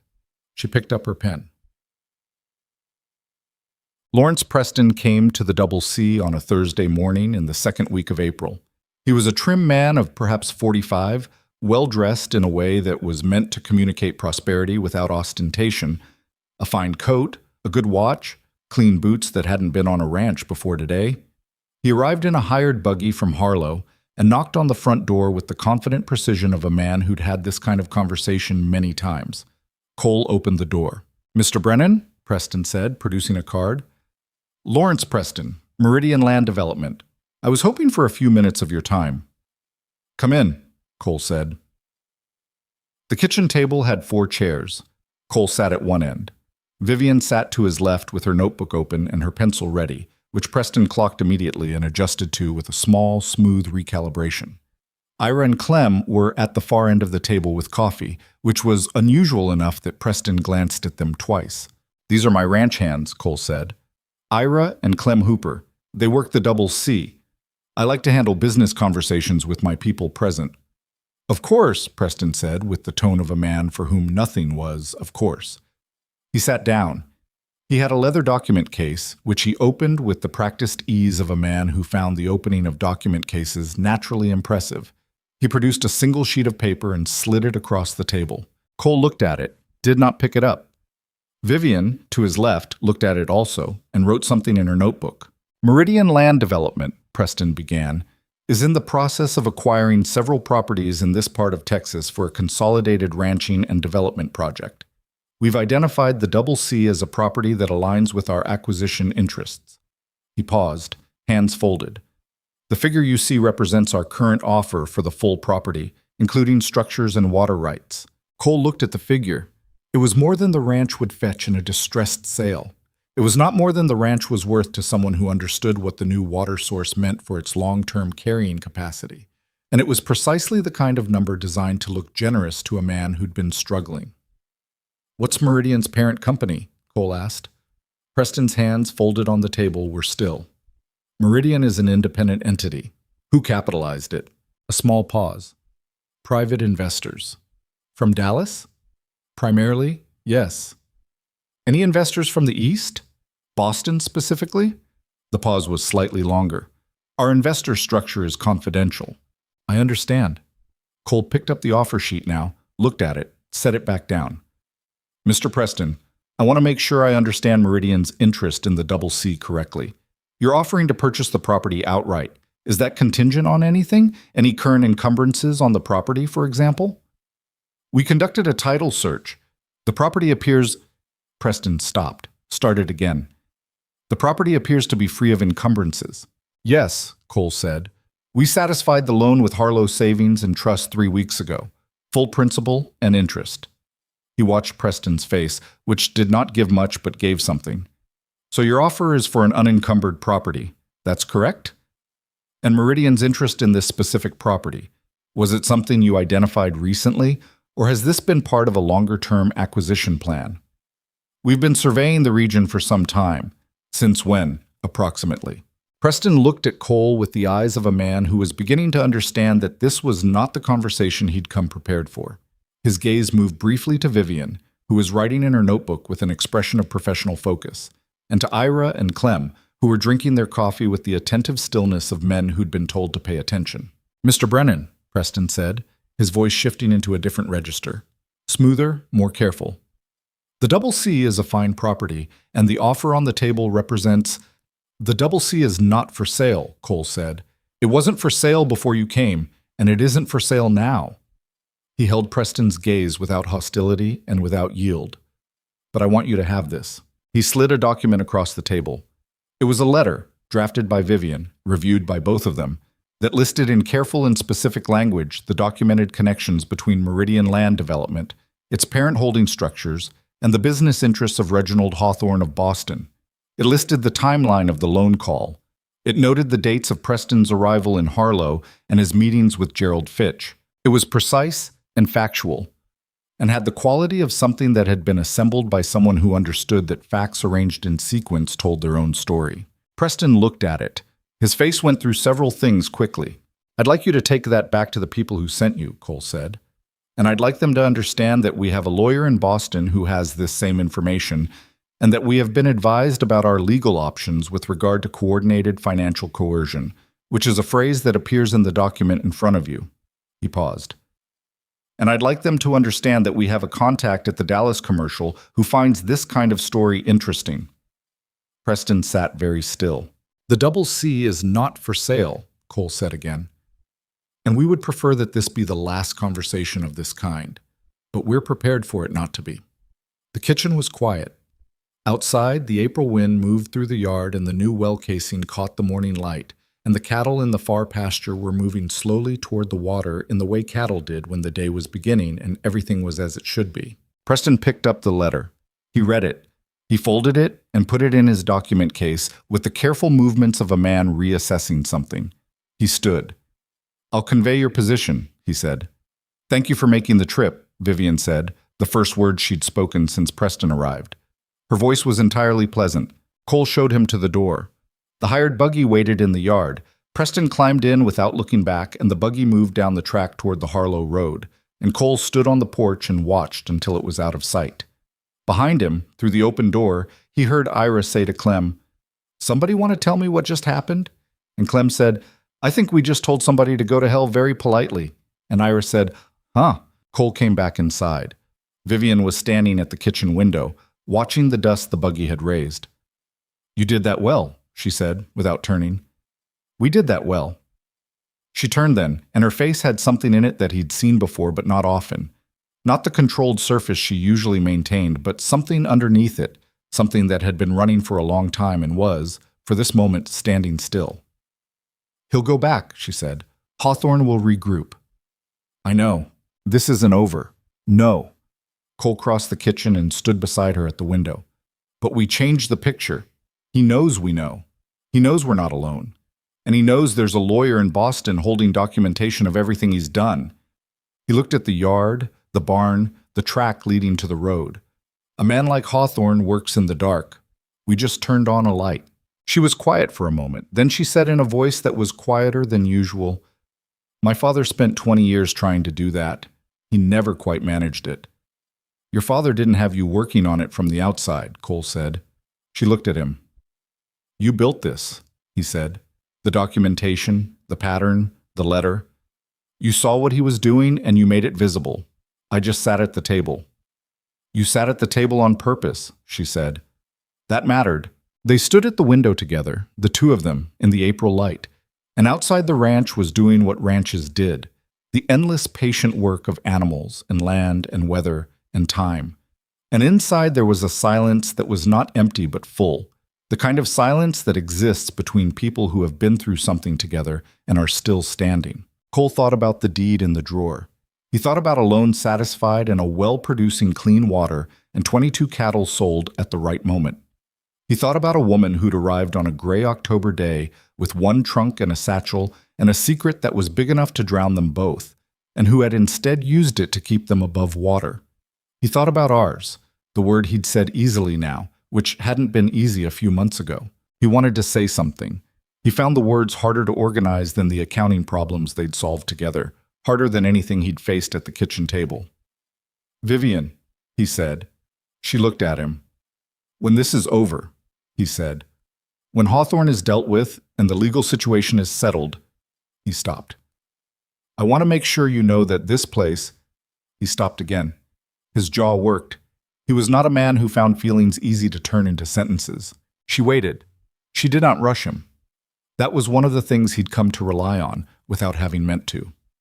"This is your home," he said finally, "not because of the money or the arrangement or any of the practical reasons it started. It's your home because you made it one." He held her gaze. "And I don't want you to ever not know that." She looked at him for a long moment. Something in her face moved through several things and arrived somewhere that was not composed and not managed, and was, he thought, the most real expression he'd seen from her since October. "Okay," she said softly. It wasn't much. But the way she said it, the weight she put into that single word, the exhale that came with it, the slight drop of her shoulders as something she'd been carrying released, told him it was enough, more than enough. Outside, the April wind moved through the Texas plain, and somewhere in Dallas a man was getting back in a buggy with a document that would change how Reginald Hawthorne understood his situation. The fight was not over. There were things ahead that would be hard. But the kitchen was warm, and the well was producing, and the deed was in the drawer. And the woman standing beside him at the window had come to the end of the country, looking for a place where she was a person, and she had found it. So had he. Preston's buggy had barely cleared the county line before the waiting began. Cole had expected it. The particular suspended quality of a situation that had been moved but not resolved, like a stone shifted from its original position but not yet settled into the new one. They had changed the picture, as he told Vivian, but changing the picture and ending the game were not the same thing, and he'd known that when he'd said it, and she'd known it too. What neither of them knew was how Hawthorne would respond to a target that had stopped being passive. The answer came in stages, which was worse in some ways than a single blow. The first stage was silence. 2 weeks passed after Preston's visit with no letters, no strangers in Harlow asking questions, no communication from Presley in Boston suggesting new legal activity. The silence had a texture to it, not peaceful, but watchful. Cole noticed it in small ways. The slight tension that came into Vivian's shoulders when she heard the sound of a horse coming up the track, the way she'd taken to opening the mail herself before bringing it to the table. He didn't mention what he noticed. She didn't mention it either. They both understood that some things were managed better by moving through them than by naming them. The second stage began on a Wednesday morning in late April, when Walt Pruitt rode over with a look on his face that Cole had learned to read as news he'd rather not carry. "Fitch is selling," Walt said, settling into the chair on Cole's porch. "Word is he's negotiating to sell the bank's loan portfolio to a correspondent institution out of Dallas, including whatever notes he still holds in this county." Cole sat with that. "Who's the correspondent institution? Name I haven't heard before. Something Capital. Mary's trying to find out more." Vivian had come to the doorway. She'd heard most of it from inside. "If Hawthorne's people buy Fitch's portfolio," she said, stepping out onto the porch, "they would hold notes on several properties in this area. Not just ours. Ours is clear. But neighboring ranches, local businesses." She looked at Walt. "Does Fitch hold the note on your property?" Walt's expression did the thing it did when he'd been thinking about something he hadn't said yet. "A small one. From 8 years ago when I expanded the East Pasture." "Then this isn't only about us," Vivian said. Walt looked at her with the kind of direct assessment he usually reserved for cattle he was considering buying. "No," he said. "I don't suppose it is." Cole leaned against the porch railing. The morning was clear, and the range stretched out to the west with the particular beauty of Texas in late spring, green where it was going to be green, golden where it was going to be golden, enormous in the way that made everything human feel both small and occasionally equal to itself. He thought about what Hawthorne's acquisition of Fitch's portfolio would mean in practical terms. Not for the Double C, which was clear. For everyone else. "He's building leverage," Cole said. "Not just against us, against the whole county. If he holds enough notes on enough struggling properties, he has influence over who stays and who goes," Vivian said. "Who sells and at what price." She looked at the range. "It's the same mechanism on a larger scale." Walt was quiet for a moment. He was not a man who reached conclusions slowly, but he was a man who liked to be sure he'd arrived at the right one before he stated it. "What do we do about it?" Cole looked at Vivian. She looked at Cole. "We stopped thinking about this as our problem," Cole said. "Pass." The meeting at the Kellerman Hotel happened on a Friday evening in the first week of May, which was how Cole Brennan, a man who had spent 4 years solving his problems alone and considering that a reasonable approach, ended up standing at the front of a room containing 11 neighboring ranchers, 4 local business owners, the hardware store operator Tom Lacey, and Martha Yates, who had heard about the meeting before the invitations were sent and had appeared anyway on the grounds that she was owed information about what was happening in her town. Cole had not been comfortable organizing the meeting. Vivian had organized it, and he had been comfortable with that, which he recognized as a version of the same adjustment he'd been making since October. Letting go of the idea that needing help meant something had gone wrong. She'd written the letters. She'd described the situation in plain language. A Dallas investment company with connections to an Eastern businessman was acquiring Harlow Savings and Trust's loan portfolio. Local property owners with outstanding notes should understand their legal position. An informational meeting was proposed. Attendance was voluntary. 11 ranchers had come voluntarily, which told Cole something about how many people had been watching Fitch's new associates with a private unease they hadn't yet named out loud. Cole stood at the front of the room, which was not his natural position, and said what needed to be said. The Double C's situation, the loan call, the Preston visit, the documentation they'd assembled, Presley's assessment that the pattern constituted potentially actionable coordination.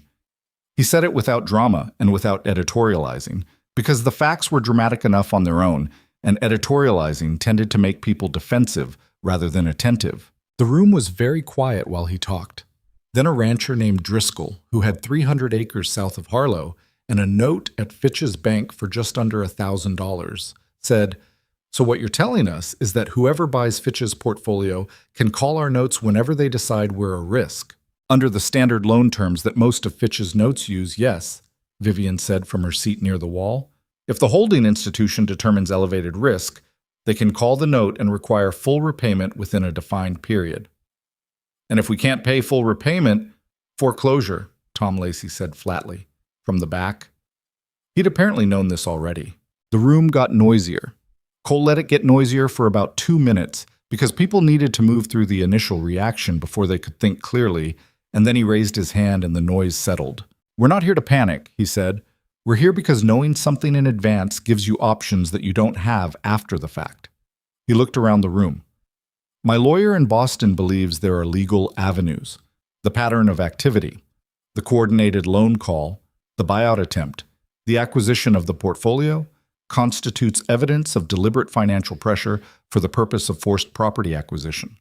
That's actionable if it can be documented across multiple cases." "One lawyer in Boston," Driscoll said.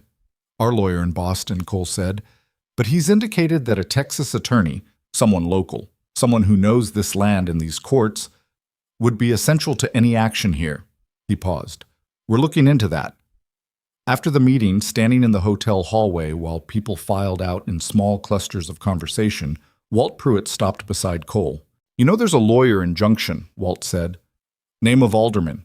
He handled a land fraud case 3 years ago. Won it." Cole looked at him. "You knew about Alderman before tonight." "I knew about Alderman before tonight," Walt agreed.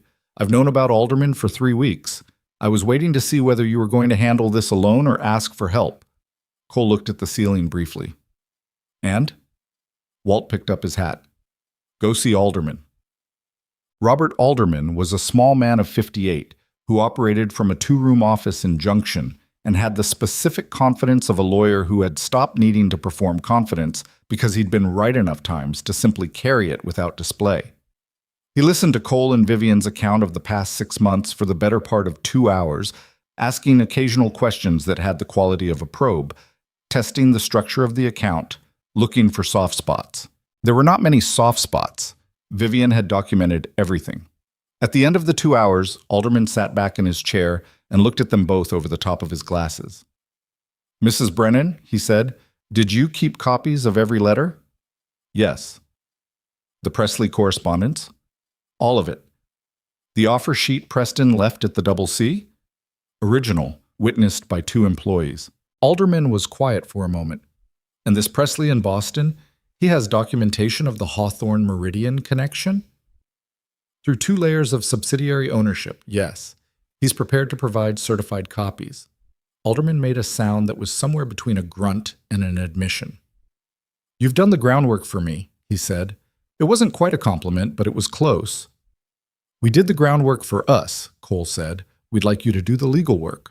Alderman looked at Cole with the assessment of a man reading something. Then he looked at Vivian, then back at Cole. "Your wife built this case." "We built it together." Alderman almost smiled. He picked up his pen. "Tell me about the other ranchers."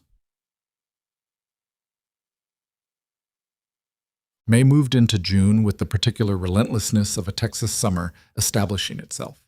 The heat came early, the kind that settled into the ground by mid-morning and didn't leave until well after dark.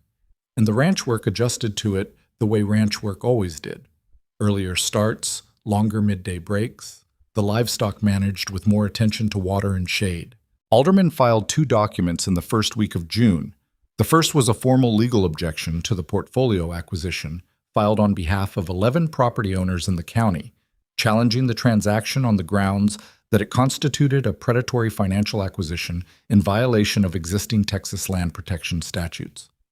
The second was a letter to Reginald Hawthorne's legal representatives in Boston, drafted in coordination with Presley, that laid out in careful and specific language the documented evidence of coordinated financial coercion and stated that civil action was being prepared in both Texas and Massachusetts courts. Cole read both documents at the kitchen table and found them satisfying in the specific way that well-made things were satisfying.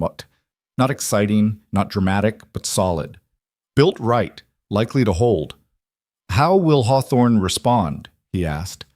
Vivian was at the window. She'd been there for several minutes, looking at the yard, and he'd learned to recognize this as the posture of someone thinking through something they hadn't finished yet. Two ways, probably, she said. His lawyers will respond with counter-arguments. They'll question the documentation, challenge the chain of ownership evidence, try to create enough ambiguity to slow the process. She turned from the window. And Hawthorne personally will be angry. He doesn't like being named. He spent his career arranging things so that his name is several steps removed from whatever's actually happening. And now his name is in 2 legal filings. In 2 states. She said it with a quietness that had a certain satisfaction underneath it.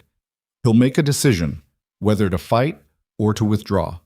And whichever one he chooses, it changes his position. Which do you think he'll choose? She considered it. He'll fight first. It's how he's built.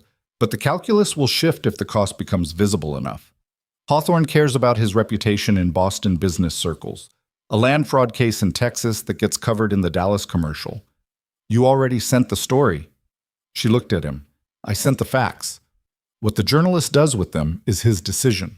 Cole shook his head, not with disapproval, but with the specific feeling of being several steps behind someone and knowing it. When did you send it? 2 weeks ago. I wanted to wait until the legal filings were in before it ran. Alderman agreed. He sat with that for a moment. Is there anything you haven't done that you haven't told me about? She looked at him with something that was almost humor. Probably some things. You might consider telling me. You might consider asking. They held each other's gaze, and there was something in it that wasn't quite an argument and wasn't quite not one. The particular friction of 2 people who were strong in different ways and had to keep finding the balance between those strengths without one of them making the other feel like a passenger in their own life. Cole understood that he'd felt like a passenger in some moments over the past months, and he understood that this was partly his own fault for allowing it, and partly just the nature of having a partner who moved faster than he did in certain kinds of work. He was trying to get better at saying when he felt like a passenger, because the alternative was letting it quietly build into something resentful, which he refused to do. The story in the commercial, he said. I want to read it when it runs. Of course. And before you send anything else to Presley or Alderman, I'll show you first. She said it simply, without making it a concession. I should have been doing that. I get focused on the next step, and I forget to bring you along for the step I'm on. I know. He looked at her. And I get stubborn about doing things the way I've always done them, which means I'm sometimes slower than I should be. He paused. We're both working on it. She held his gaze. The morning light was coming through the kitchen window, and the coffee was hot, and outside the horses were moving in the pasture, and it was an ordinary morning on a working ranch, and nothing about it felt like what it had felt like a year ago. Yes, she said. We are. The story in the Dallas commercial ran on a Thursday in mid-June. The journalist, a man named Garrett who'd covered Edmund Ashford's business interests and knew how to find the bones of a story quickly, had written it with the careful precision of someone who understood defamation law and the specific appetite of business readers for accounts of financial overreach. He'd named Hawthorne. He'd named Meridian Land Development. He'd described the pattern of activity in West Texas and the legal action that had been filed, and he'd quoted, with Vivian's permission, from the Presley correspondence that documented the subsidiary ownership chain. Alderman sent a copy to the Double C with a note that said, "Well done." Cole read the article twice and then handed it to Vivian, who read it once and set it down. How do you feel? He asked. She thought about it genuinely, which was one of the things he'd come to respect about her. She didn't give reflexive answers. Relieved, she said. And a little, I'm not sure, exposed maybe. My name is in a newspaper. Your name was going to be in someone's ledger whether you wanted it or not, Cole said. At least this one's on your terms. She looked at him. That's a good way to think about it.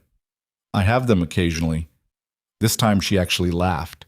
Not the controlled near smile he'd seen before, but something more real, shorter, and less elegant, and entirely genuine. He'd heard that laugh maybe 4 times in 8 months, and each time it had the quality of something valuable, appearing unexpectedly. The response from Boston came 11 days later. It was not from Hawthorne directly.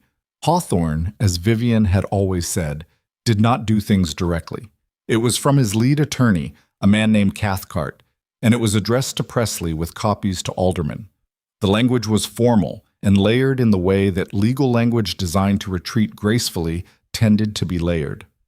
Stripped of its formality, it said this: Hawthorne's legal team was prepared to discuss a resolution of the pending challenges that would not require the continued involvement of the courts. Presley wrote the same day he received it. His letter to Vivian was 3 paragraphs and direct. They want to settle. This is what capitulation looks like when it's wearing a suit. Do not let them frame the terms. Vivian showed Cole both letters. He wants to settle, Cole said.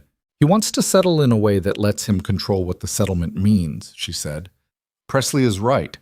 If we let them frame the terms, we end up with something that looks like resolution but gives Hawthorne the ability to say the challenges were merely resolved by agreement rather than defeated.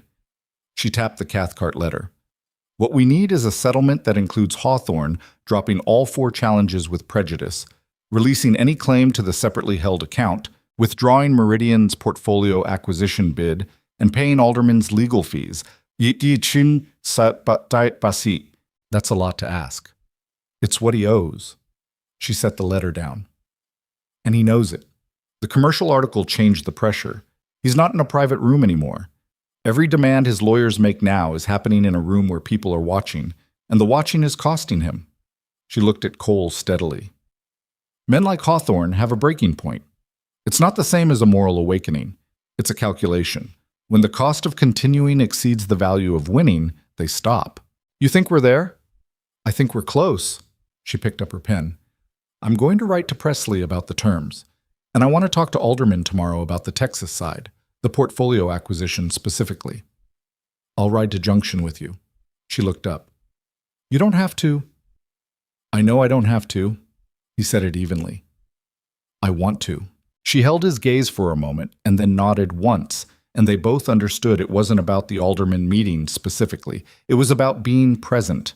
It was about the thing Cole had been slowly learning over these months, that being alongside someone in the difficult parts was not a diminishment of himself, but an extension of something he hadn't known he wanted to extend. The alderman meeting produced a counterproposal drafted in alderman's particular combination of plain language and legal precision that left very little room for interpretive maneuver. Presley refined it from his end. The 2 documents merged into a settlement demand that was sent to Cathcart on a Monday morning and apparently landed on Hawthorne's desk by Wednesday because Presley sent an express letter on Thursday indicating that the response had been faster than expected. The response, again through Cathcart, agreed to 3 of the 4 demands. The one they pushed back on was the legal fees, offering instead a partial contribution. Presley recommended accepting. Alderman agreed. Vivian sat with it for a day. He's giving himself one thing, she said to Cole that evening. He needs to be able to say he didn't capitulate entirely. Is that acceptable? She was quiet for a moment. Yes, she said. It is. She looked at the correspondence laid out on the table. Presley always told me that a good resolution wasn't one where you got everything. It was one where the other party couldn't rebuild from what they kept. She touched the edge of the Cathcart letter. Hawthorne keeping half the legal fees doesn't give him a foundation to come back from. He drops the challenges with prejudice. The account is mine. The portfolio acquisition is withdrawn. She looked up. That's over. Cole watched her face. She was doing the thing she did, managing the surface, keeping things in order, but underneath it, he could see something that was tired and real and had been fighting for a very long time. Then the acceptance, he said. She picked up her pen, and then she set it down again, which was unusual. Cole, she said. Her voice had a different quality to it.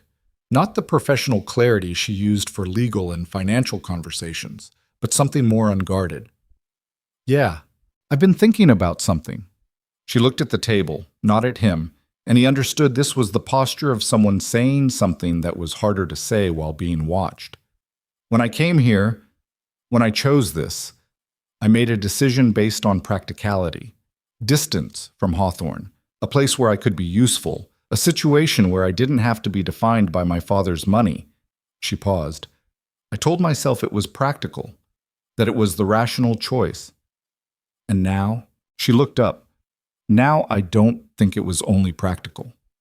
Her voice was even, but there was something underneath it that took him a moment to identify, because he wasn't accustomed to seeing it from her, something that was close to vulnerable. I think I chose this place because I wanted it to be possible to build something. Not a financial arrangement, not a safe distance from a problem, something real. She held his gaze. And I think I knew that from earlier than I admitted to myself. The kitchen was quiet. Outside, the summer evening was settling into the long blue-gold light that preceded dark in Texas, and the horses were moving in the pasture, and somewhere Ira was closing up the barn.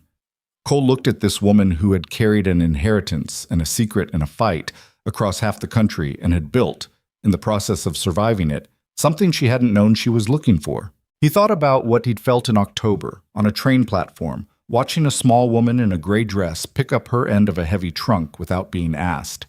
He thought about all the evenings at the kitchen table, and all the mornings with coffee already made, and all the arguments about projections and the fence agreement with Walt, and the new well, and the document on Gerald Fitch's desk, and the meeting at the Kellerman Hotel, and 2 lawyers in 2 states building a case that was now essentially won.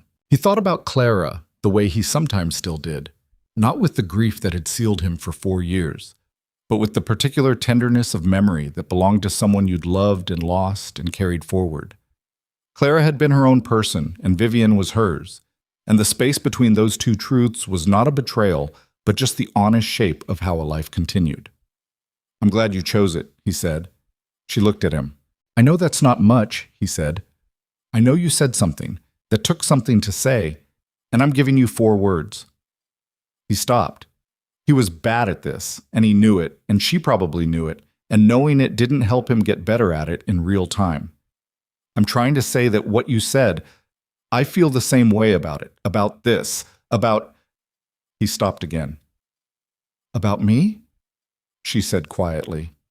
No pressure in it, just the word with a door left open. "Yes," he said. "About you." She held his gaze, and the something close to vulnerable was still there. And so was something else now. A kind of steadiness, as if a decision that had been pending had just been made. She reached across the table and put her hand over his, and he turned his hand over and held hers. And they sat like that in the evening light in the kitchen, where they'd built a year of difficult and honest and real, and didn't say anything more for a while, because the things that needed saying had been said, and the things that needed doing would be done. And for this moment, there was just the table and the light and the particular warmth of a hand that had learned to trust. The formal settlement documents arrived from Boston in the second week of July.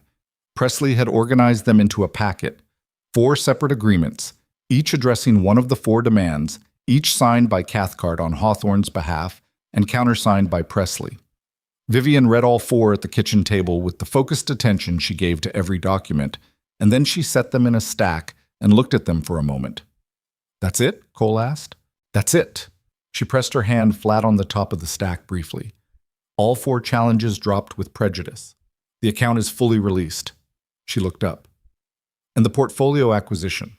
Alderman confirmed this morning that the bid has been formally withdrawn.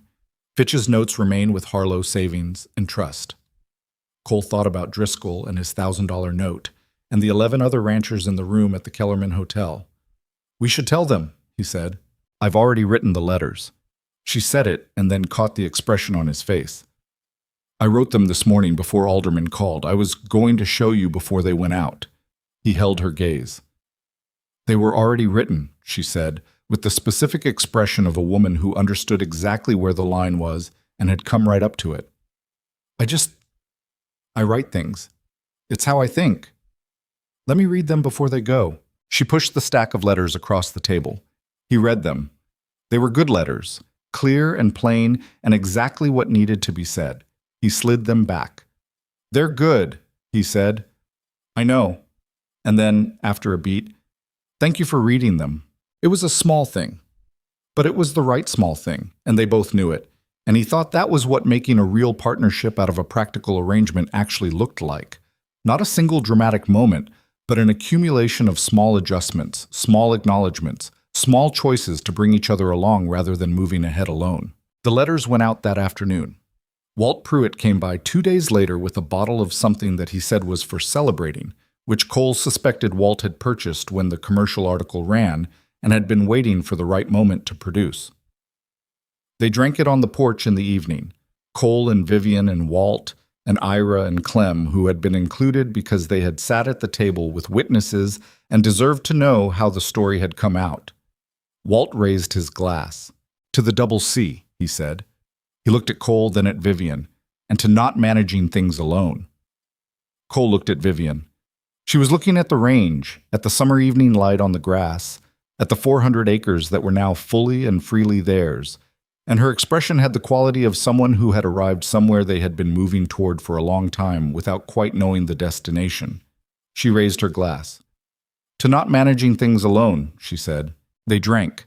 The evening was warm and the land was quiet, and somewhere out in the pasture the cattle moved in the slow, unhurried way of animals that had water and grass and time, and the new well casing caught the last of the light and held it for a moment before the dark came. Cole sat on his porch, their porch, and looked at his property, their property, and thought about the word ours, which still had the quality of something new, but no longer had the quality of something tentative.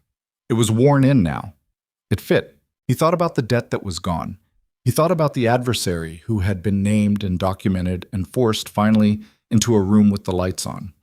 He thought about 11 ranchers who had come to a hotel meeting because they'd been given information instead of left alone with their private unease. He thought about a woman who had arrived on a gray October day with one trunk and a satchel and more strength than anyone had given her credit for, and who had sat across from him at a table and looked at an ugly ledger and said, "I can help," and had meant it in ways that went considerably further than either of them had understood at the time.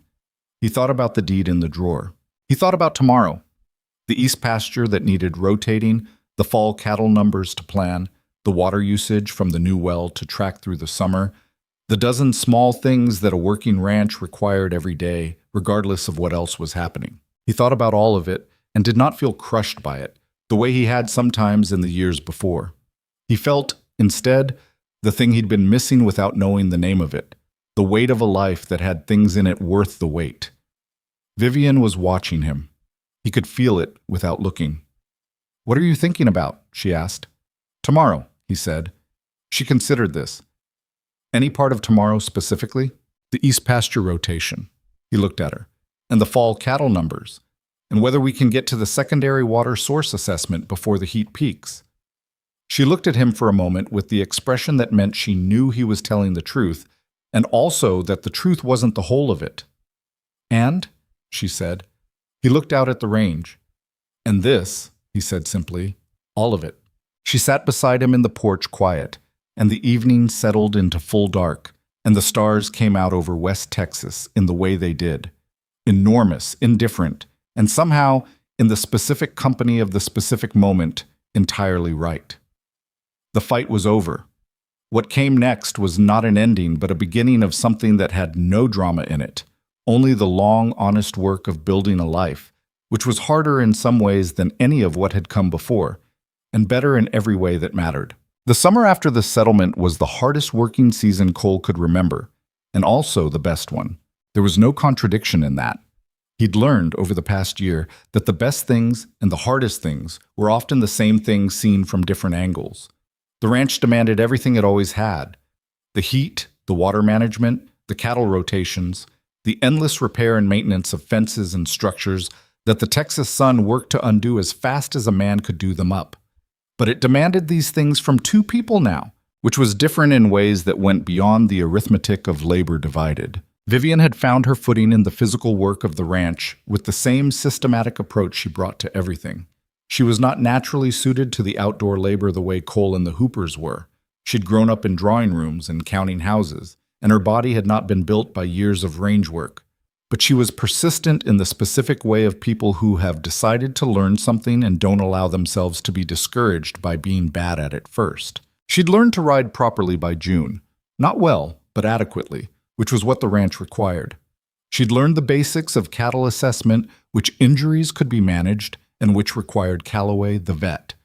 What healthy looked like versus what was the beginning of something that would become a problem. She still ran the books. She still wrote the letters. She still got up before Cole and had the coffee made, which was a habit he'd stopped pretending wasn't one of his favorite things about the morning. But she also now knew the land. She knew which pastures needed rotating and approximately when. She knew the temperament of individual cattle in the way ranchers knew them. Not sentimentally, but practically. The way you know any animal you depend on. She could look at the sky in the afternoon and make a reasonable prediction about the next morning's weather, a skill she'd developed from 18 months of keeping her weather journal, which had grown into 2 volumes in which she consulted the way some people consulted almanacs. Cole watched all of this with the particular feeling of a man who had stopped being surprised by someone without stopping being impressed by them, and understood that this was probably what it felt like to build a life alongside someone, rather than in parallel to them. The fall cattle sale in October was the best the Double C had managed in 5 years. The combination of factors was not accidental. The secondary water source had allowed them to carry a larger herd through summer without the weight loss that came from water stress, and heavier cattle fetched better prices. The east pasture rotation Vivian had advocated for in the spring had improved the grass quality on 2/3 of the range, and Cole had, for the first time in years, been able to time the sale with some financial flexibility. They weren't selling out of desperation, which meant they could wait for a price worth taking rather than taking the first one offered. He came home from the sale with a figure in his head and a lightness in his chest that he didn't entirely recognize until he got back to the Double C and realized what it was. He wasn't worried. For the first time in years, running the numbers in his head on the ride home, nothing came up short. The ranch was covering its costs and setting something aside. And the something set aside was no longer just a buffer against catastrophe, but the beginning of actual possibility.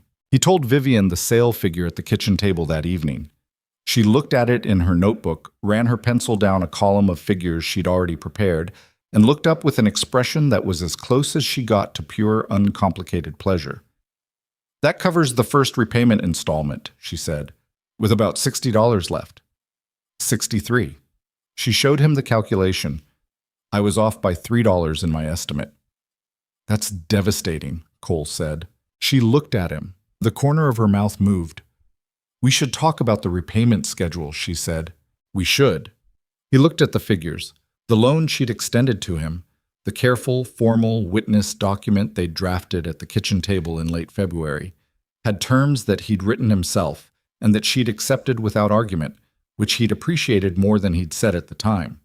He'd been paying it back in his head ever since, tracking the ranch income against the schedule, waiting for the moment the numbers aligned. "I'd like to accelerate it." She raised an eyebrow. "The schedule gives me 5 years," he said. "I want to do it in 3. That's aggressive. The ranch can support it if next year runs like this year, and He stopped.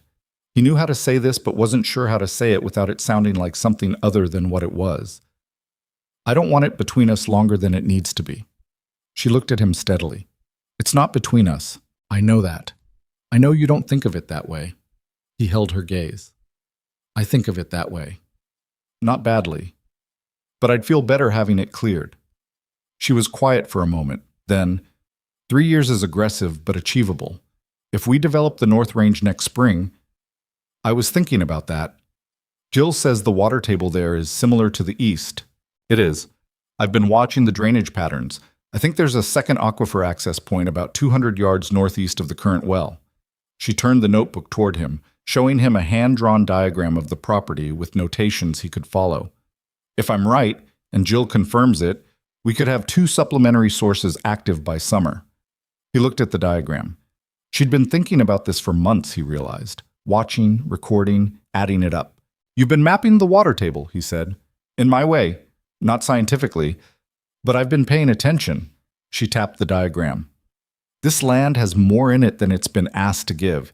It just needed someone to look." Cole looked at the diagram and then at the woman who'd drawn it, who'd come to this land knowing nothing about it and had spent a year and a half learning to see it clearly, and thought about what that kind of attention meant, not just for the ranch, but as a way of being in the world. Most people looked at things and saw what they expected. Vivian looked at things and saw what was actually there. It was, he thought, one of the best things about her. It was also, sometimes, the most unsettling. "North Range in spring," he said. "And I want to talk about hiring." She looked up. A third hand? And possibly a fourth by fall, if the herd expansion goes the way I think it can. He paused. There are families coming through, frontier families, some of them in rough shape. I've seen 3 in the past month on the Harlow Road, looking for work, looking for land, not always finding either. Vivian set down her pencil. She was looking at him with the kind of attention that meant she was hearing something beyond the words. "What are you thinking?" she said. He wasn't entirely sure how to say it.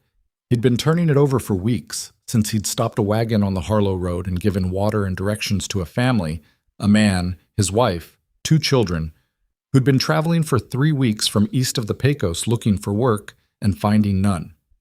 The man had the hands of someone who knew ranch work, and the wife had a quality in her eyes that Vivian had, that specific alertness of someone used to managing things without being asked. He'd thought about them for days afterward. "I think," Cole said slowly, "that we have land that's not being fully used. And there are people who need land and work. And the connection between those two things seems like it should be simpler than it is." Vivian was very still. "I'm not talking about charity," he said, because he knew her well enough to know she'd respond better to the practical argument than the moral one, and also because it was true. "I'm talking about, if we took on a family or two, people who could work their own section of the North Range in exchange for labor and a share of what that section produces. A cooperative arrangement," she said. "Something like that. I don't know what to call it. I know it would require the legal side to be worked out carefully." He looked at her. "Alderman could help with that." She picked up her pencil again, not to write anything, just to hold, the way she sometimes did when she was thinking and needed her hands occupied. "The North Range is about 90 acres. If we develop 2 water sources there, it could support, with the right management, 2 families maybe. 3 if the families are small.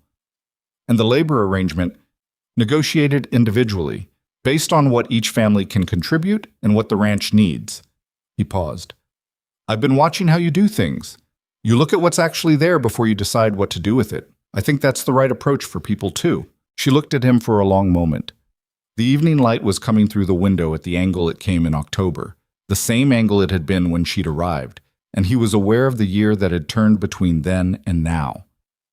"You've been thinking about this for a while," she said, "since the family on the road." He paused. "Maybe longer. Since the meeting at the Kellerman. Watching people come in who'd been managing their worry alone, I kept thinking about how much stronger the whole thing got when they stopped." He looked at his hands. "I spent 4 years trying to hold this ranch together alone. I'm not convinced that was the right approach." "It was the only approach you had," she said. "It was the only approach I knew," he said. "That's different." She was quiet for a moment. Then she put down the pencil and opened to a fresh page in the notebook. "Tell me what you're thinking for the North Range," she said, "as specifically as you can." They talked until past 10 o'clock, and it was the best kind of talking, the kind where both people are building something neither of them could have built alone, where one person says a thing and the other makes it better, and then the first person makes that better, and by the end the thing on the table is different from what either of them brought in. Cole knew the land, Vivian knew the legal and financial architecture. Between them, a plan assembled itself that had the quality of something that might actually work. The first family arrived in the spring of 1881. Their name was Calvert. Tom Calvert was 34 and had ranched in East Texas before a drought, and a run of bad luck had pushed him west looking for a fresh start. His wife Ruth was a year younger, compact and practical, with a way of moving through new situations that reminded Cole, the first time he met her, immediately of Vivian. The same quality of assessing things without advertising the assessment.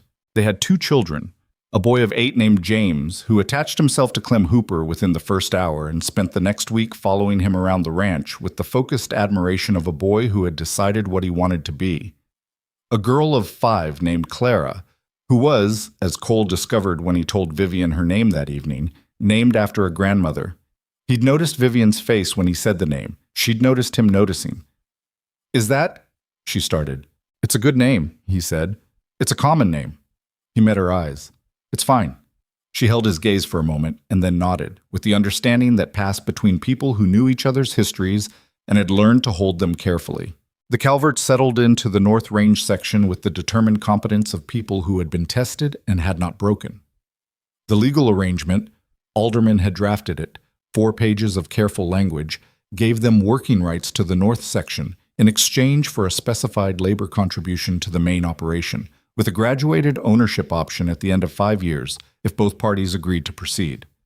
It was, Alderman had told them, an unusual document.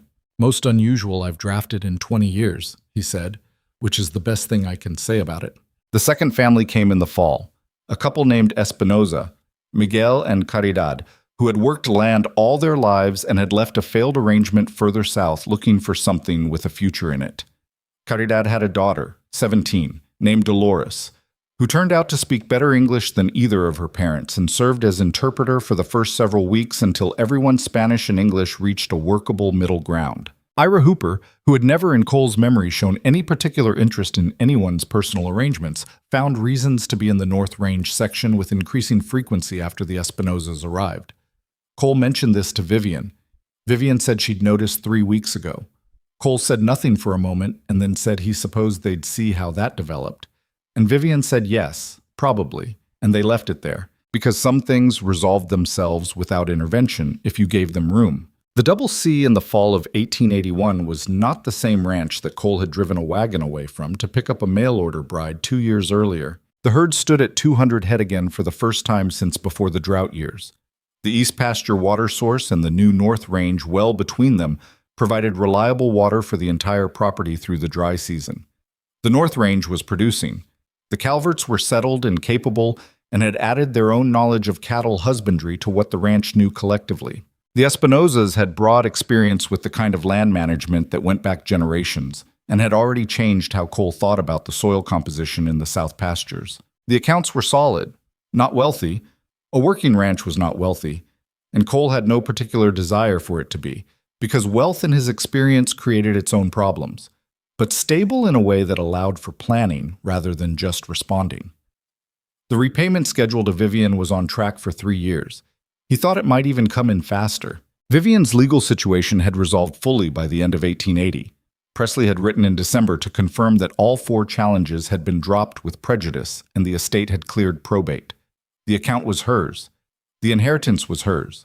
There had been no further communication from Hawthorne or Cathcart or anyone connected to them. She had mentioned this one evening in January, simply and without ceremony. "Presley says it's done." Done? Cole had asked. Done, she'd paused. "I'd like to do something with some of it. The estate funds. Something here." He'd looked at her. "What were you thinking?" "I've been thinking about the Harlow schoolhouse. It's too small, and the books they have are inadequate for the number of children in the district." She'd held his gaze. "And I've been thinking about something larger. A reading room. Something that could be for everyone, not just children.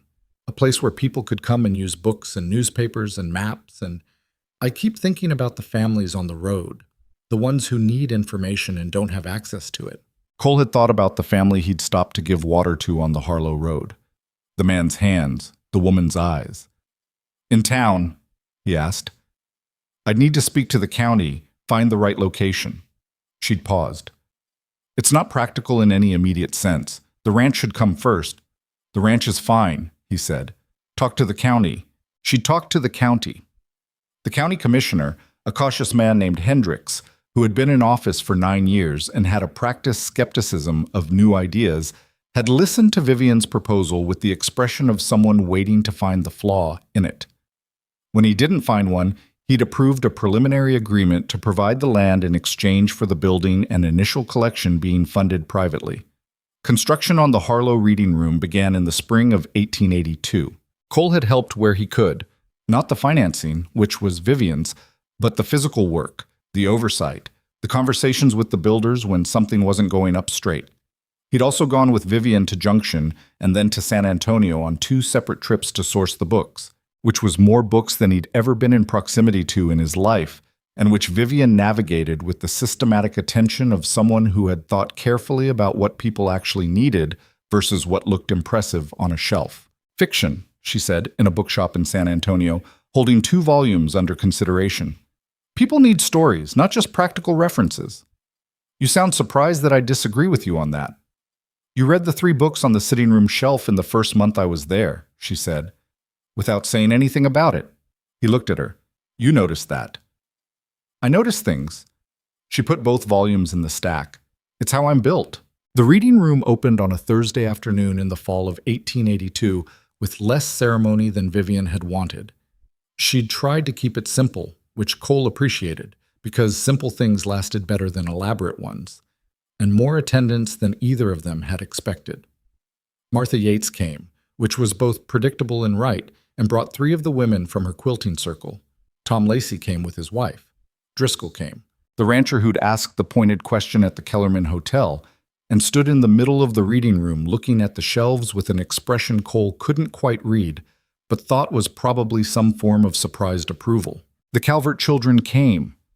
James stood in front of the fiction shelves for so long without moving that Ruth had to come find him and remind him he could take a book home.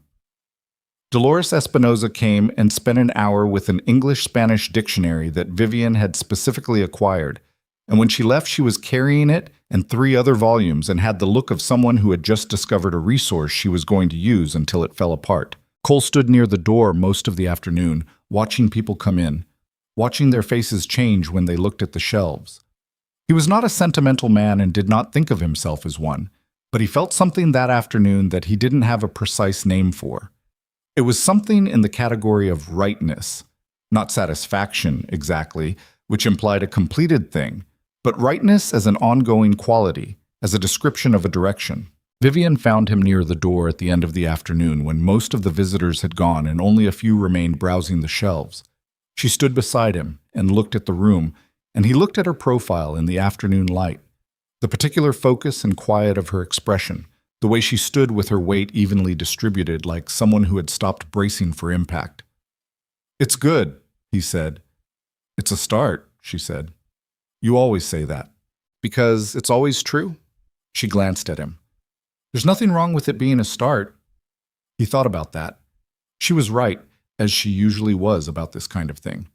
A start meant there was more to come, and more to come was not a problem, but a fact of lives that were moving forward rather than managing to stand still. "What's next?" he asked. She almost smiled. "The North Range families will need their own schooling arrangement in another year or 2. The Calvert boy is sharp. He'll outgrow what James can pick up from Clem." She paused. "And there are 2 more families I've spoken with, looking for the kind of arrangement we made with the Calverts and the Espinosas." "Where would we put them?" "I've been looking at the western boundary. There's a section—" "You've been mapping again." "I've been paying attention," she said, which was not a different thing, and they both knew it. Cole looked out the window of the reading room at the Harlow Main Street, at the ordinary afternoon of an ordinary frontier town. The board sidewalks, and the horses tied at the rails in the dry goods store where Martha Yates presided over the information flow of the county, and the hotel where a stranger had once asked questions about a woman named Ashford. He thought about the distance between that October and this one. 2 years. The kind of 2 years that, in the middle of them, had felt like they might not have a good outcome, and that now, from the other side, had the quality of something that had been worth every difficult day. He thought about what it cost to change your life.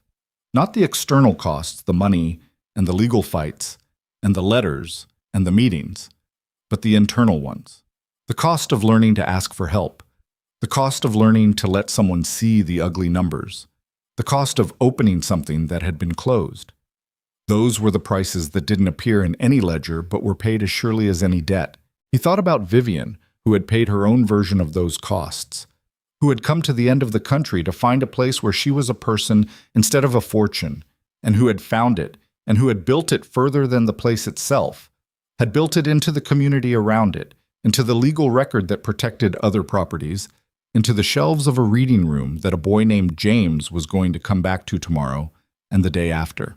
He thought about what it meant to build something that outlasted the building of it. There was a lesson in all of it, though Cole was not the kind of man who usually thought in terms of lessons. He'd learned it slowly, over 2 years, in the accumulated evidence of everything that had happened. The lesson was not about money or legal strategy or how to defeat a particular kind of adversary. It was simpler and harder than any of that. It was that the things worth having required you to be seen, not performed, not managed, not presented in your best version, seen. The ledger with the ugly numbers, the pride that wanted to refuse help, the closed place in the chest that was afraid to open because opening meant the possibility of another loss. All of it had to be seen by someone willing to look before any of it could become something better. Vivian had looked. She'd arrived with her own things to be seen. The inheritance that defined her against her will. The secret that could have broken them before they'd started. The loneliness of a person who'd grown up knowing how to manage everything except how to let anyone fully in. She'd brought those things to a kitchen table in West Texas and allowed them to be present, and he'd done the same. And between them, in that kitchen, something had been built that neither of them had known how to build alone. The lesson was not that the right person fixes you. Vivian hadn't fixed Cole, and Cole hadn't fixed Vivian.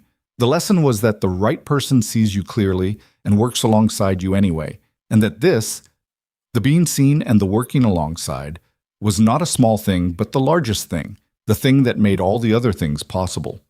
Cole had spent 4 years trying to hold a ranch together alone, and it had nearly gone under. He'd spent 2 years holding it together with someone, and it had become something he hadn't imagined it could be. He thought that was probably the truest thing he knew. Bad. Years later, when the reading room had grown into a proper library with a dedicated building and a part-time librarian and a collection that required a card catalog to navigate, people in Harlow who were asked about its origins would give answers that varied in their specifics, but agreed on the essential shape. A woman from the East and a rancher from the Double C had built it, sometime in the early 1880s, out of some combination of money and conviction and the particular stubbornness of people who'd been through something difficult and had come out with strong opinions about what mattered. Some people, the ones who'd been there at the beginning, remembered more.